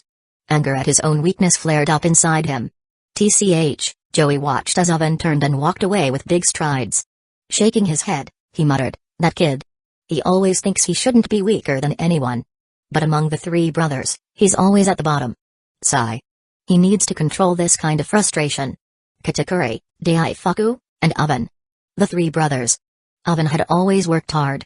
But, in every aspect, he still fell slightly behind his 2 brothers. It left him feeling helpless and frustrated. Sigh. Shaking his head, Joey sighed, Oven's not the only one. These kids all have their issues. Watching them grow up? It's gonna take time. Sometimes, a mental block isn't something an outsider can help fix. Joey returned to the ship alone. Big bro. Custard and Moscato ran over. Huh? Moscato looked around curiously. Where's Oven and Zakato?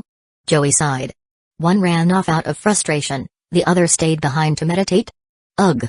These kids are such a headache. Seriously, they're all problem children. Rubbing his temples, Joey felt a headache coming on. Custard thought for a moment and said, Big bro, maybe this isn't such a bad thing for Oven? Oh? Joey raised an eyebrow. Why do you say that? Custard explained, Big bro, you said that stand abilities are born from a highly concentrated spirit. If that's the case, wouldn't Oven's frustration, his anger at himself, be part of that focus? He's a hot-headed guy, and his self-doubt fuels his rage. If he learns to harness that along with his heat fruit.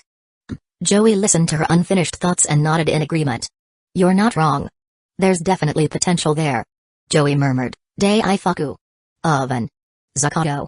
If you brats want to try, then go all in. Don't embarrass the Charlotte family. Hey. Chuckling, Joey shook his head. Alright, you two need to study too. Let's just wait and see. Okay. The siblings nodded obediently. They knew what they needed to do. Joey's expression softened. These were his younger siblings, after all. Now, I just have to wait. But Joey didn't expect that this waiting game would last 7 days. It was truly something beyond his expectations. Day 1 deep in the forest of one of the Mixed Martial Arts Club Alliance Islands, huff. Huff. Daifuku panted heavily. He muttered to himself, I'm so close. I can feel it. But, something's still missing. No. I can't stop here. Even if, his eyes flashed with a fierce determination. A terrifying aura radiated from Daifuku. He stepped forward and continued his training in the forest, pushing himself to the limit. He was trying to reach the peak of his spirit through sheer extreme exertion. That was his goal. But, what Daifuku hadn't noticed, was the faint strands of dark purple mist starting to emerge from his body, like an eerie fog, gradually spreading across the entire forest. Unfortunately, the mist flickered between appearing and vanishing. Illusory and eternal. As if separated by just a thin veil or merely one step away. But what lay beyond? No one could say for sure. This was Daifuku's own path to walk. Day 3 In the middle of a small volcanic crater, Oven let out a terrifying roar. He pounded the ground with his fists over and over, his eyes burning with an almost demonic glow. Huff, taking deep, labored breaths, Oven pounded his own chest in frustration, roaring, I refuse to accept this. I refuse. Why am I so useless? Kitakuri Daifuku I can't compare to either of them. And now? Am I about to be surpassed by my own younger brother, too? Am I really such a failure? At this moment, Oven's self-loathing reached an extreme. His anger burned within him like a raging fire. If anyone had been watching, they would have seen flames flickering around him, as though his fury had taken physical form. What kind of torment had this man gone through to reach such a state? Day 4 Mixed Martial Arts Club Alliance. The Elders' Island. This island was home to the Alliance's 3 most powerful elders. The 3 of them sat together, stroking their long beards. The elder in the center spoke first. The Charlotte family is truly troublesome. That boy has fought through 99 islands and still hasn't left. The second elder said, that's not much of an issue. If he insists on continuing, we'll just have to teach him a lesson. The third elder added, that's an option. However, judging by Tato Land's rate of expansion, their population of 100,000 should be about enough already. Let's wait and see. Agreed. No matter what changes occur, as long as we don't break the rules, everything will be fine. In the Alliance, rules are the most important thing. Indeed. The 3 elders closed their eyes, no longer speaking, simply waiting for the outcome. Day 5 Huff. Zakato exhaled deeply, shaking his head in frustration. Sigh. He knew it. No matter how much he continued, he wouldn't be able to fully condense his spirit. Despite winning 99 consecutive battles, he had yet to face a truly equal opponent. That was the key. Only through battling an opponent of equal strength could he push his will to its absolute limit and truly manifest his power. Exhale, still one step away, Zakato decided it was time to head home. But before that there was still something he had to do. Day 7. Standing at the edge of the ship, Joey murmured, it's been 7 days now. And still no word from those 3 brats. If it weren't for the family system confirming that they're all fine, I'd have thought something had happened to them. Sigh. He sighed, rubbing his temples. Kids grow up so fast. And every single one of them has their own little issues. It's a real headache. The stand. Joey had originally prepared this power as a tool for the family. As long as they followed the right steps, eventually, every family member would awaken their stand. After all, a person's willpower always reaches its peak at some point. And when that moment comes, a stand will inevitably awaken. But for these 3, they weren't just seeking power. They were even chasing Kitakuri. Kitakuri to them was the ultimate role model. In their minds, only by following in Kitakuri's footsteps could they truly become pillars of the family. Daifuku, Oven, Zakato. All 3 of them wanted to be that pillar. They wanted to awaken their stand as soon as possible. Seeing his younger brothers working so hard, Joey couldn't say anything to discourage them. All he could do was support them. Clap. At that moment, Zakato returned, his expression unusually solemn. Big bro. I failed. Joey simply asked in a gentle voice, how much are you lacking? Zakato clenched his fists. His voice was firm. Just one step. Give me one chance. I know I can do it. A chance, huh? Joey understood exactly what Zakato was asking for. Right now, Zakato had already conquered 99 fighting clubs. At this point, his achievements were enough to take 100,000 people and leave the island. And if he wanted more, he would have to face the elders. If he lost, everything he had earned would be forfeited. He would be reduced to a mere island manager. Only after 3 years could he challenge again. Tato Land could not afford such a loss. For anyone else, mastering so many martial arts techniques like Zakato had would be nearly impossible. Joey knew that. And so did Zakato. That's why he had been so silent. He needed one final battle. He needed a chance. Only then could he push his spirit to its absolute limit and succeed. Otherwise it was almost impossible. Hey! Looking at the downcast Zakato, Joey's expression softened. Brat, what are you worrying about? If you want to try, then try. Big bro will give you this chance. Win the fight, awaken your stand, and then come with me to see how your 2 idiot brothers are doing with their own stand awakenings. Huh? Zakato lifted his head. Looking at his brother's warm smile. He clenched his fists and nodded firmly. Big bro. I swear I'll win. I'll bring victory back home and prove to everyone, I, Charlotte Zakato, am unstoppable.